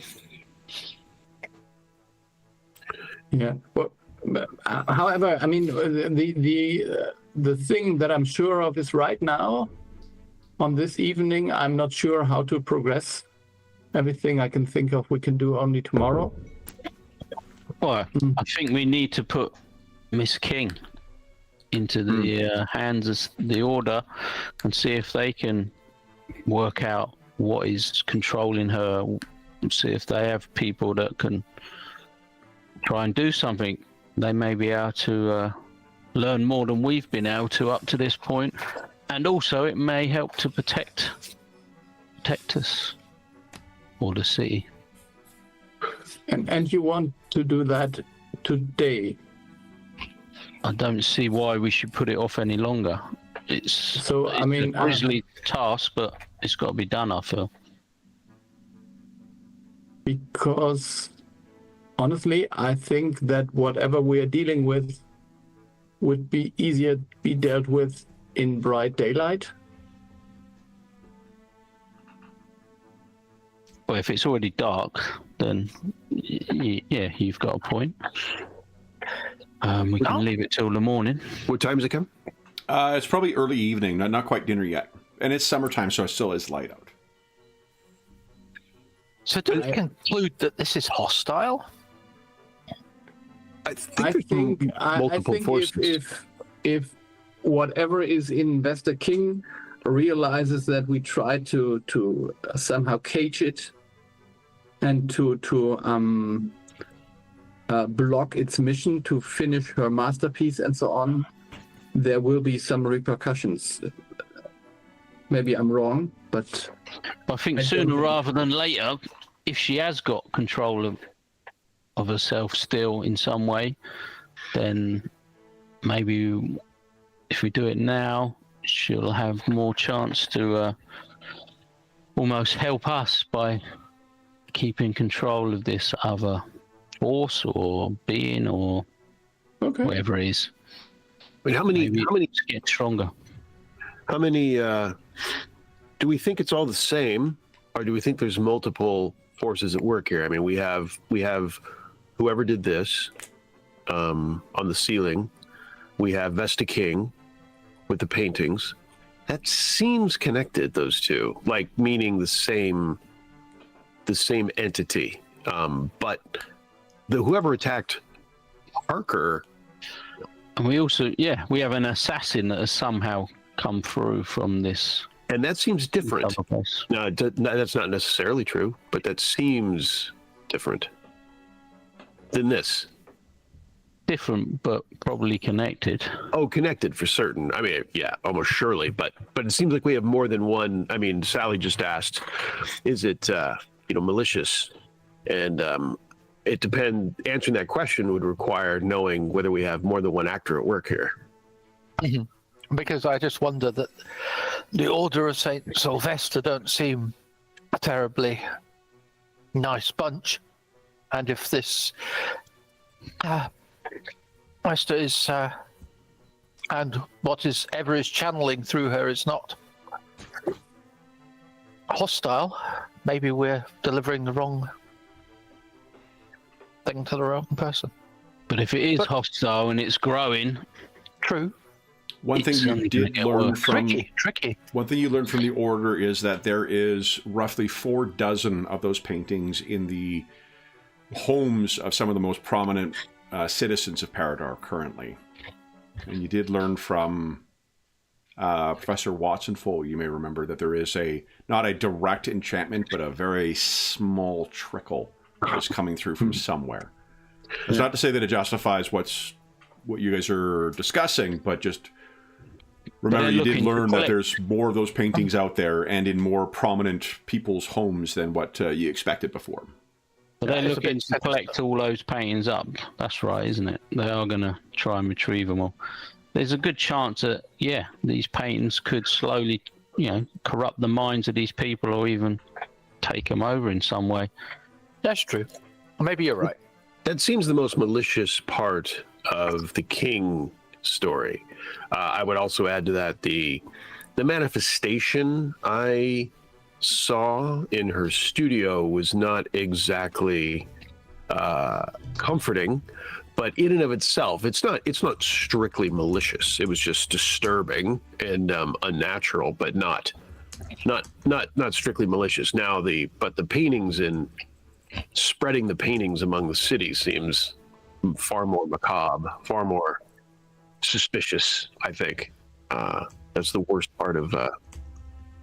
I would suggest. Now, but this claim to throne is probably I would say the least. That's balanced out by this seems the least malicious. I mean, like that. Someone suggesting you claim the throne isn't. It's not so. It's very different than someone than an assassin. Let's say. Okay. So there used to be no king, or if there used to be, we don't know. There was at one point, but then the country grew up. Yeah. Okay. That needs to change. Anti-Canadian content, I guess, for the session. Maybe Paridar should have a throne. Oh no, I'm just Yeah. So that was what I was thinking. You're maybe here to conquer Paridar. Paridar has no There's the king. American view. Yeah. Paridar needs no king. Up until now, I mean, I think things have changed maybe. Yeah. The Paridar restoration, I think, go like that has a good sound to it, right? I hadn't considered it before, but now it feels like it's. I guess it wouldn't be a glorious restoration and more a shadowy restoration, but a restoration nonetheless. Indeed. So what do we do now?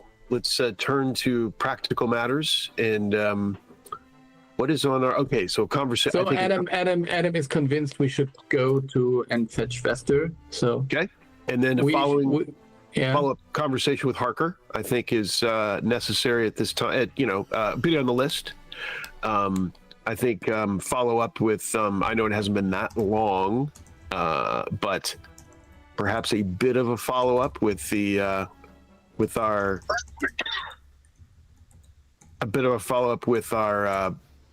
attempts to speak with my father. Yeah. I think we should. Yeah. Okay. I feel like that is written on Kevin's ceiling right now, where he's sitting like across like 1,000 times. I'm only gonna be able to make this joke in this kind of game for like one time, so I'm gonna get my mileage out of it. So this is starting to rival macro statue territory. Yeah. What was it? Magnoculars for the Deathwatch campaign? Yeah, that was pretty good too. Yeah. I shouldn't say pretty good, pretty enjoyable. Whether the joke is good or not is really up for question. Yeah. So, it sounds like there's enough daylight to consider. Definitely. Yeah. The way you drive. Oof. Indeed, the king operation. Then let's not discuss any longer. Just go and try to fetch her. All right. Okay. We can rely on our most diplomatic asset, Adam, who will talk his way through that situation, I'm sure. Okay. Then everyone gets a hero point, by the way. I think both Sally and Basil, you should have maximum right now as well. Not that you're necessarily going to need it, but... No. I spent 2 already. You spent 2, but we've started on relatively on time, so we've given at least 3 out so far. No. Then I'll take 3. Yeah. Won't complain anymore. Okay, so then, when you guys, unless there's anything you wish to discuss on the way, let me just bring you over to the King's residence. I look forward to seeing how Dr. Ursprung will explain this to... I'm curious as well. Come with me. All right, so it is well and truly kind of dusk when you guys arrive. It's still light out, but I mean, it's that kind of light where it's got that grayish haze in the air. You're able to see the beginning of the nightly falling stars. And Dr. Ursprung, when you knock on the door, it is answered by one of their servants. And they say, Doctor, you're not here earlier. Very briefly, but I've been speaking with my colleagues. I'd like to speak to Mrs. King. Is everyone there, by the way? Has everyone come with Dr. Ursprung? Yeah, I assume so, right? Do we think that's useful? I mean, maybe it is. Is that just to formally address it? I think you all need to be there. Whether you need to be like in the room when I speak to her is debatable, but you definitely need to be there if things go as Basil suggests. It might go sideways if there's resistance. Very well. Okay. So then you are here, and she looks kind of over your shoulder and says, I'm sorry, Doctor, you wish to what? Speak to Mrs. King? Certainly, please. I'll come in. So you all come in, and you're led into sort of the sitting room off to the side, and then finally Miss King. There's the smell of food, like clearly you guys have kind of caught them around dinner time.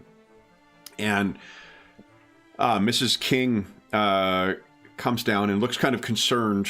The concern grows a little worse when she sees Golag, and then looks at you. Good evening, gentlemen, and Miss Sumer. Can I, before I in that part of that conversation of whether we should all go, could I have maybe also said, do you want me to put in there, Doctor, what I actually saw in that room? Do you want? I didn't go into detail, which is quite disturbing. What happened with me? But with Mrs. King? Correct. I just said it was disturbing. I said I was on her page. I said, I'm certainly not encouraging this. Just be completely clear on that. And it was more disturbing. She has this giant project she's doing, wall size, but I didn't talk about her mouth unnaturally splitting. No. So should I go into that to further confirm that there's a big problem here? Only if she resists, I think.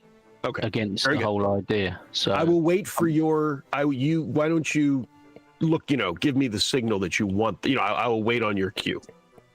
Yeah, I mean, we can all speak to her, or we can all be in the room when. But we I won't speak to her. I will go into that unless you. Yep. Very good. Yep. Okay. Yep. Sorry, Kevin. Please proceed. No, go ahead. So you guys are all in, and Mrs. King comes and sits, offers drinks and whatnot. I'm sorry. What can I do for you, gentlemen? I mean, Mr. I think Mayor? it'd be obvious that something's worrying Adam, and he's got a sort of a sad face almost. And he offers her to sit down. He says,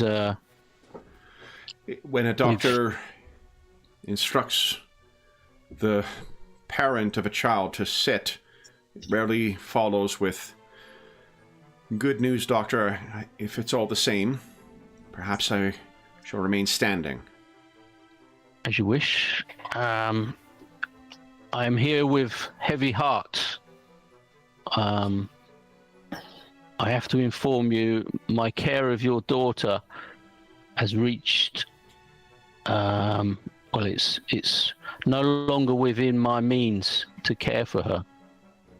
I know you've shown concern to myself and other members of our group with her obsession of these paintings and things, but I've seen things that I think we do not know the forces involved, but it is no longer of a medical nature. You're giving up on her. That's not what I said, but I think we need more help from someone who has got more skill in this area. Not Dr. Wakeman. No. Unfortunately, the only people that I know of that can potentially help us, and I have had a long, stern conversation with them, that I will be fully involved throughout the process, but it will have to be the Order of Saint Sylvester. The look on her face tells you she's not thrilled to hear that. Why don't you give us a diplomacy check, Dr. Ersprung? Yeah. Nice. Oh. So perhaps it's, you lean further enough forward to take her hand as you're telling her that, and she just looks up at you and her eyes are heavy with tears. You think this best for her? I think it's best for everybody. I worry that she's been afflicted or somehow involved with something, like I said, outside of my remit. I fear for your safety as well as others. I'm sure, she does not want to do any of this, but I feel she's losing control and losing the battle. So we need to get reinforcements. We need to call in others to help aid with this. The look in her eyes tells you this is clearly something she has contemplated. She looks over at you, Golag, and further to your tea with her earlier today too. She kind of gives you you can she's looking for reassurance from you, whether this is the correct thing. Indeed, Mrs. King, this is a extension of our conversation, one that I did not anticipate at that time, but my most recent meeting with your daughter was the most disturbing yet. I will tell you, and one that was the most confirming that as the doctor says, that she is losing this battle of control, and that it's not and the most confirming that it is less, if not at all, a medical situation, as per se. And so further conversations after that meeting with your daughter has left us all convinced, as the doctor says, that some steps needed to be taken that protects, as he's just said, that protects your daughter as well as those around her from whatever is going on, until we get a handle on what or who is behind it. She nods her head, and then she seems to look back towards the entrance, and she says, "Vesta, darling." And you guys look over, and Vesta is standing there, her smock on, her palette in one hand, a painted brush in the other, and she has a queer smile on her face. And she says, "I wondered why my ears were burning." And Mrs. King turns and says, "Vesta, dear, we were just talking about you." And she says, "I can tell, Mother." "Adam, what is it that you have planned for me?" I have reached the end of my expertise with trying to treat you, Vesta, and I need help from a colleague. "You have stumbled upon your ignorance." And Mrs. King says, "Vesta, that's quite enough." And she then looks at her mother. Her eyes are jet black, and her mother kind of staggers back, almost bumping into you. Yeah, I step in front of her mother. "Mother," she says, eyes like voids, "there's nothing to worry of. I'm quite fine." "You wish to take me away, Doctor? I thought you would protect me, Golag." This is for your protection, Vesta.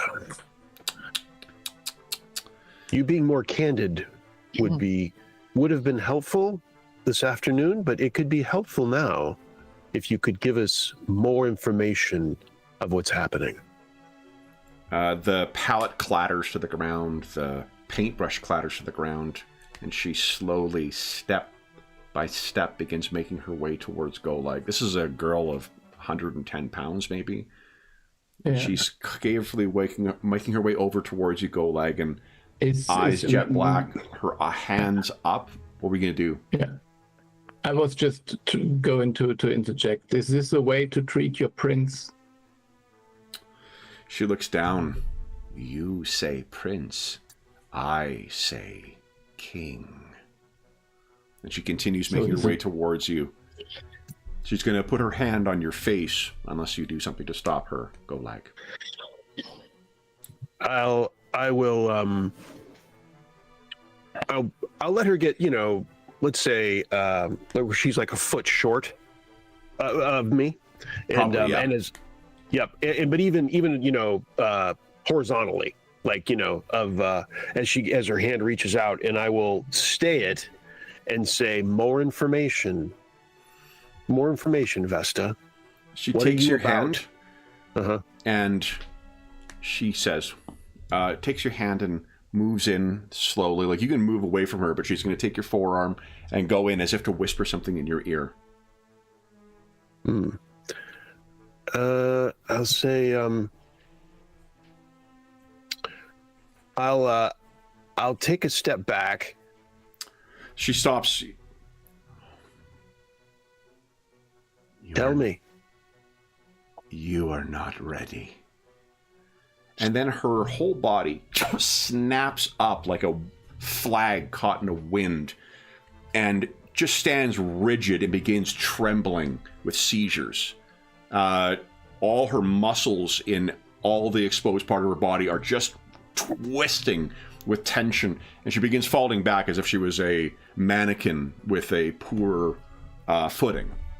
Can I try and grab her? Absolutely. You can step in and grab her, and she's just trembling. Basil, would you give us actually, Basil and Sally, give us a perception check, please. Okay. Please.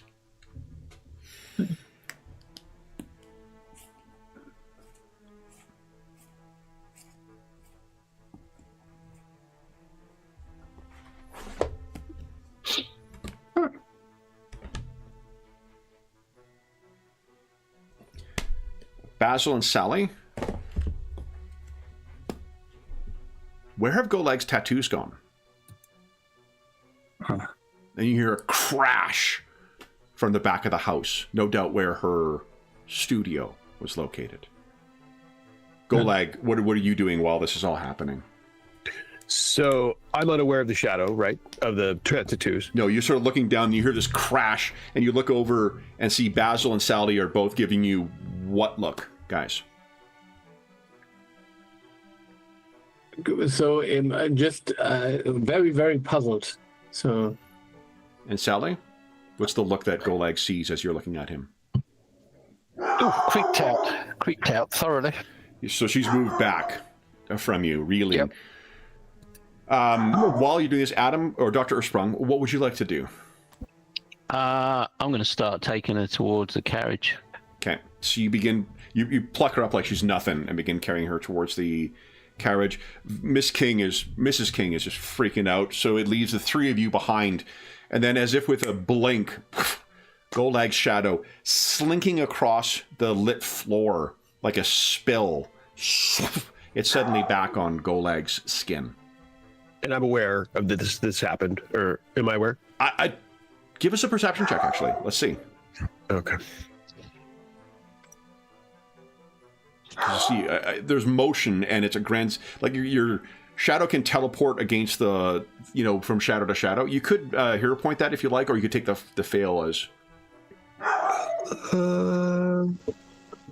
Yeah, I guess we'll take. I mean, it's so yeah. tempting. So the other two see this thing happen, but go like you've got no idea that this has happened. You're like, what do you look? So I was avoiding. I avoided Vista. There's some. This is all so. We have so little information and all that when she fell back. If I might suggest too, one reasonable response might be like, because she just fell down and you look over at Sally and she's reeling from like, what did you? A reasonable response might be, I didn't do it. Yeah, and I'm trying to stay away from Vesta at this point. Like, I'm not sure what's going on. Yeah, and so I don't want to get lured into contact with her was my initial thought as well. So I was avoiding her, and when she fell, and I was, hoping someone else would do it, I'm purposefully not catching her. And at the crash, I think I might go running back there. Okay, so Basil and Sally, you see he just breaks into a run as soon as that shadow is back. What are you two doing? Sally, you want to follow him? I'll stay with Adam. Yeah, I'll run after him. Yeah. Okay, so the two of you race out. So did they both of you guys are? I'm going to the back. Yeah, you're going to the back. Sally, you're following? I'm following. Basil, are you following? No. I'll stay with Adam because I'm not sure whether where the Adam and so Dr. Sprung and Basil are heading out to the carriage.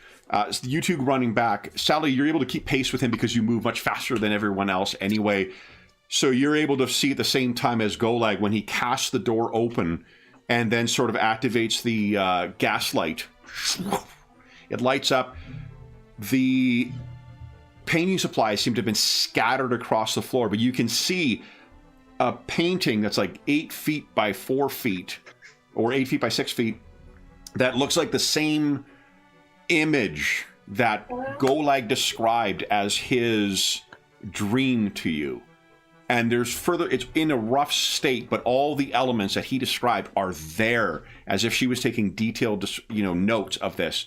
However, it is marred by very violent words that have been painted across with a thick brush. Claim your throne. And you both sort of look at one another from seeing this. And I think I'm, at least as soon as I enter the room, my mind is going to go to my shadow's reaction to the room, and I'll be, I'll be purposefully mindful of it. It's bliss. Bliss?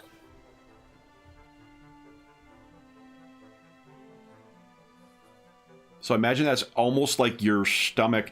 If you're upset at what has happened with Vesta, the contrast between those two feelings is almost nauseating. You may, in fact, vomit. I'll put my hand on the doorway. Sally, you can see Golag looks light of head. Are you all right there, Golag? No. A disturbing picture. Your Indeed. taste in art. I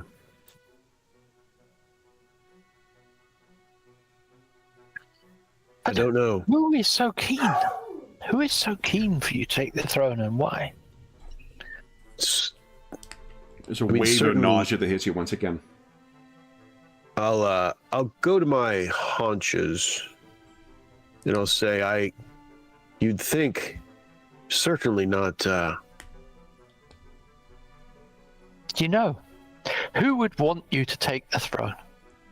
Well, Mother, I would think. Exactly. So, and the opposite of my mother's rival that Harker described. Certainly not him. Whatever. The Sun Devourer, whatever his ridiculous moniker was.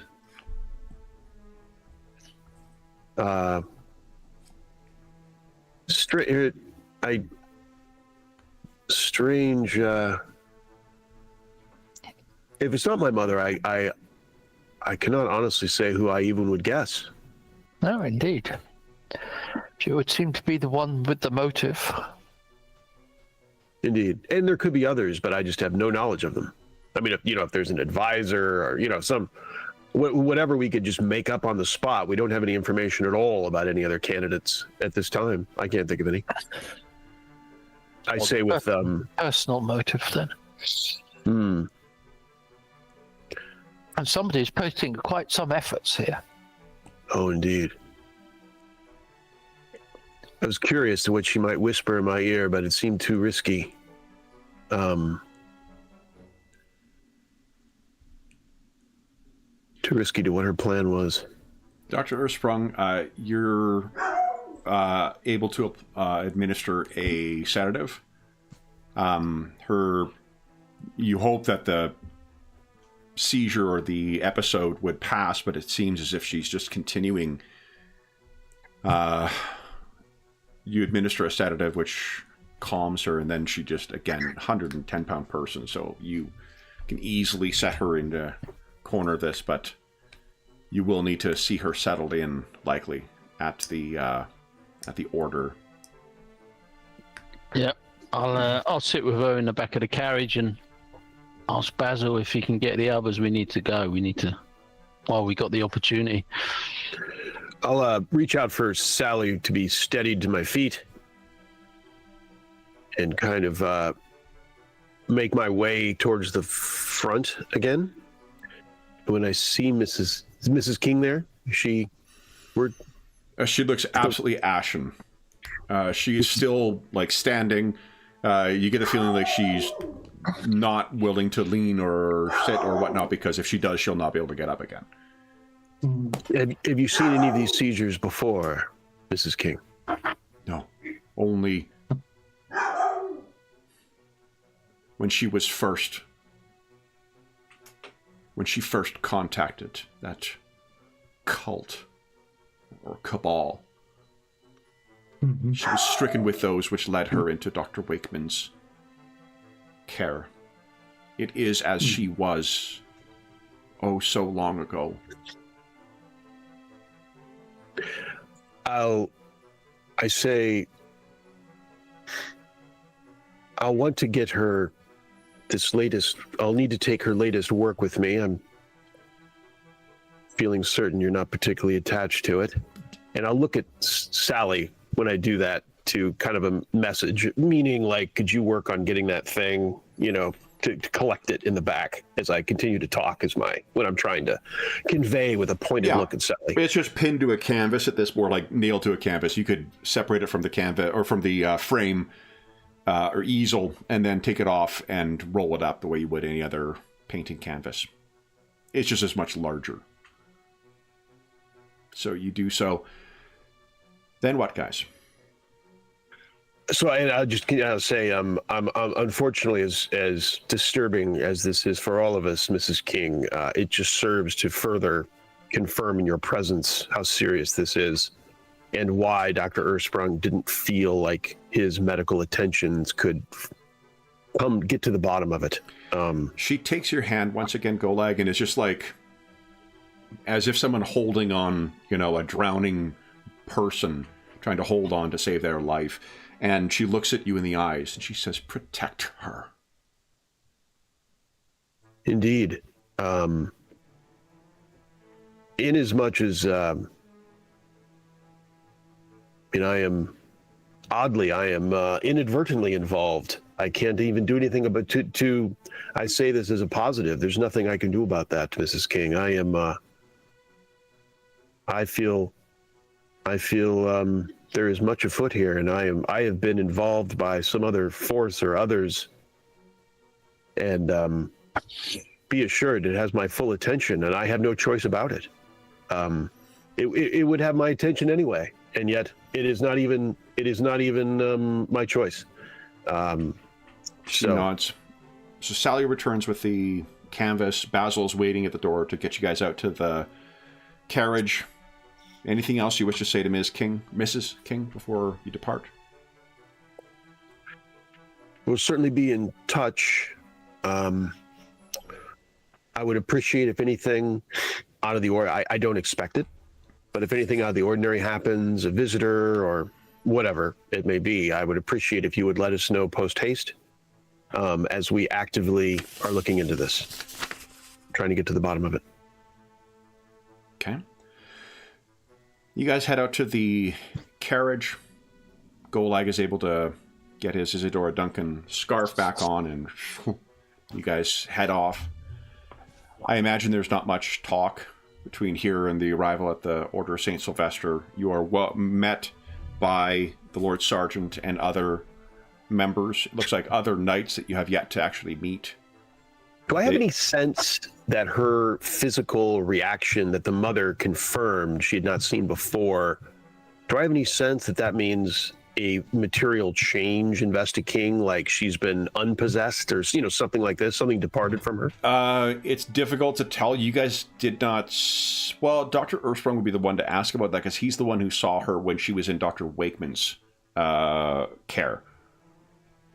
And the reason she was there, remember, she was the one who had a different, I would say bad reaction, but a different reaction to the seance that was held by the Elder Order. So what that means, it may be a mixture of physical and metaphysical reactions to it, but Mrs. King said she did see this before. This is how she reacted the first time that seance went sideways. So you deliver her to the Order of St. Sylvester. You find Dr. Ersprung, as promised. It is a location that is... it is an actual medical care area. It is very much also could be seen as a cell. but it does seem to be as comfortable as it can be. And they introduce you to their attending physician who will be there. You can certainly have a discussion with them as to what if any special concerns they have. They will contact you if there is any change. You let them know what sedative you administered. They will agree to monitor her and provide an update in the morning. Yeah, and I just confirm with them, when I can visit, basically, sort of visiting hours and how often, and just, So the Lord Sergeant says that it will be, if it can be accommodated, at your discretion, Doctor. I'll explain what happened tonight as well. Yeah. You would also see, you may not know the full meaning of them, but there are arcane symbols and wards and stuff around the cell that she's in as well. Yep. And we'll leave, guys, or we'll end our session with you returning back to the office. And curiously, it appears as if there is someone who is a stranger who is moving within your study. Because it is Sovin who answers the door and says, "Forgive me, so you have a visitor?" What time is it, Kevin? I imagine it's past sundown at this point, so probably like 9:30, 10, between all the things that have happened over the course of the evening. I say highly irregular. Do I know who it is? So as you're talking at the door, someone walks up to the, out of your study and kind of pulls the doors open, looks over, and says, Mrs. Dumer, Ms. Dumer? Yes? My name is Noreen Carrington. I'm married to Annabelle. Aha. Tell me. She's missing. And that's where we'll have to end our session. So, let me bring you back to the main screen here, guys. And we'll make with the outro. Then, for those listening at home, thank you so much for joining us for part 5 of the Queen of the Veiled Sun mystery, our current mystery in our Spires of Paridar campaign. As is always the case, if you have any comments, questions, or concerns regarding the session, the campaign, or the game we're playing, please don't hesitate to leave a comment in the comment section down below, and I'll endeavor to reply in a timely fashion. There's also a link down below to the Dungeon Musings Discord server, where we have a channel dedicated to the Spires of Paridar campaign, as well as most other campaigns and games we run on the channel. There's also Find a Group, GM discussion, virtual tabletop chat. There's a terrific, knowledgeable, helpful, and friendly community over there. You're more than welcome to join us. There's also a link down below to our friends at Noble Knight Games. Noble Knight Games is the preeminent unionized retailer of hard-to-find and out-of-print RPGs in North America. Not only do they have an incredible selection of new role-playing games, board games, and card games, they have an unmatched selection of hard-to-find and out-of-print RPGs. I don't know what, Ingolf, can you think of any hard-to-find and out-of-print RPG they may have on hand? Yeah. I think you should definitely look for the Dark Eye, which is a very out of print in the Excellent suggestion. Yeah, so like the Dark Eye or any other out of print or hard to find RPGs, if they don't have something in stock, in which? A Death Watch. Then Death Watch, absolutely. If they don't have something in stock that you're looking for in their extensive catalog, you can put it on a want list, and they'll send you an email when it comes in. And if you make a purchase of $10 or more through their website, be sure to enter the code MuserNight, all caps, all one word. It's listed down below. It'll save you 10% on any purchase of $10 or more. That'll change as of Anna just came to say hi. That'll change as of July 15, 2025. So if you're listening to this after that time, come back to one of our more recent videos and you will see what the current discount code is there. In addition, end of the month, it is at the time of recording, May 30. The time of recording is May 11th. It is 20 days until our first charity marathon. Our marathon will be a 16-hour stretch, 4 parts, 4 chapters, playing the Dragonbane RPG. We have 6 players who will be joining us for much of the session, 4 of which or 5 of which will be playing the entire time. 4 of you guys think are playing the entire time. It is in support of the SOS Children's Villages International Charity, and donors will have an opportunity to affect the gameplay as we go. We have a number of great options for what you can select your donor money to go towards. All donations will go towards the SOS Children's Villages International Charity. And yeah, it should prove to be a fun one. So if you're interested in joining us for the Doom of Drakensgrab, mark May 31st on your calendar, starting at 8 a.m. Central Standard Time, going to midnight Central Standard Time. 4 parts, 4 chapters, a bunch of heroes who are in for a hell of a ride, which will be made either more easy or more difficult by the generous donors to the Hero Save Villages campaign. The last thing I will say is an enormous thank you to our stalwart players for tonight. So the Illuminators, Sean, Ingolf, James, and Darren, thank you so much for playing tonight, guys. Congratulations on uncovering so many things. I am very sorry for what's going to be happening next session. So we'll be back in 2 weeks' time. But until then, we hope that we gave you a few hours to take your mind off the troubles of our world and think about the troubles that our stalwart or illuminators are bringing to light in Paridar. And until we see you again, stay safe, stay healthy, and happy gaming.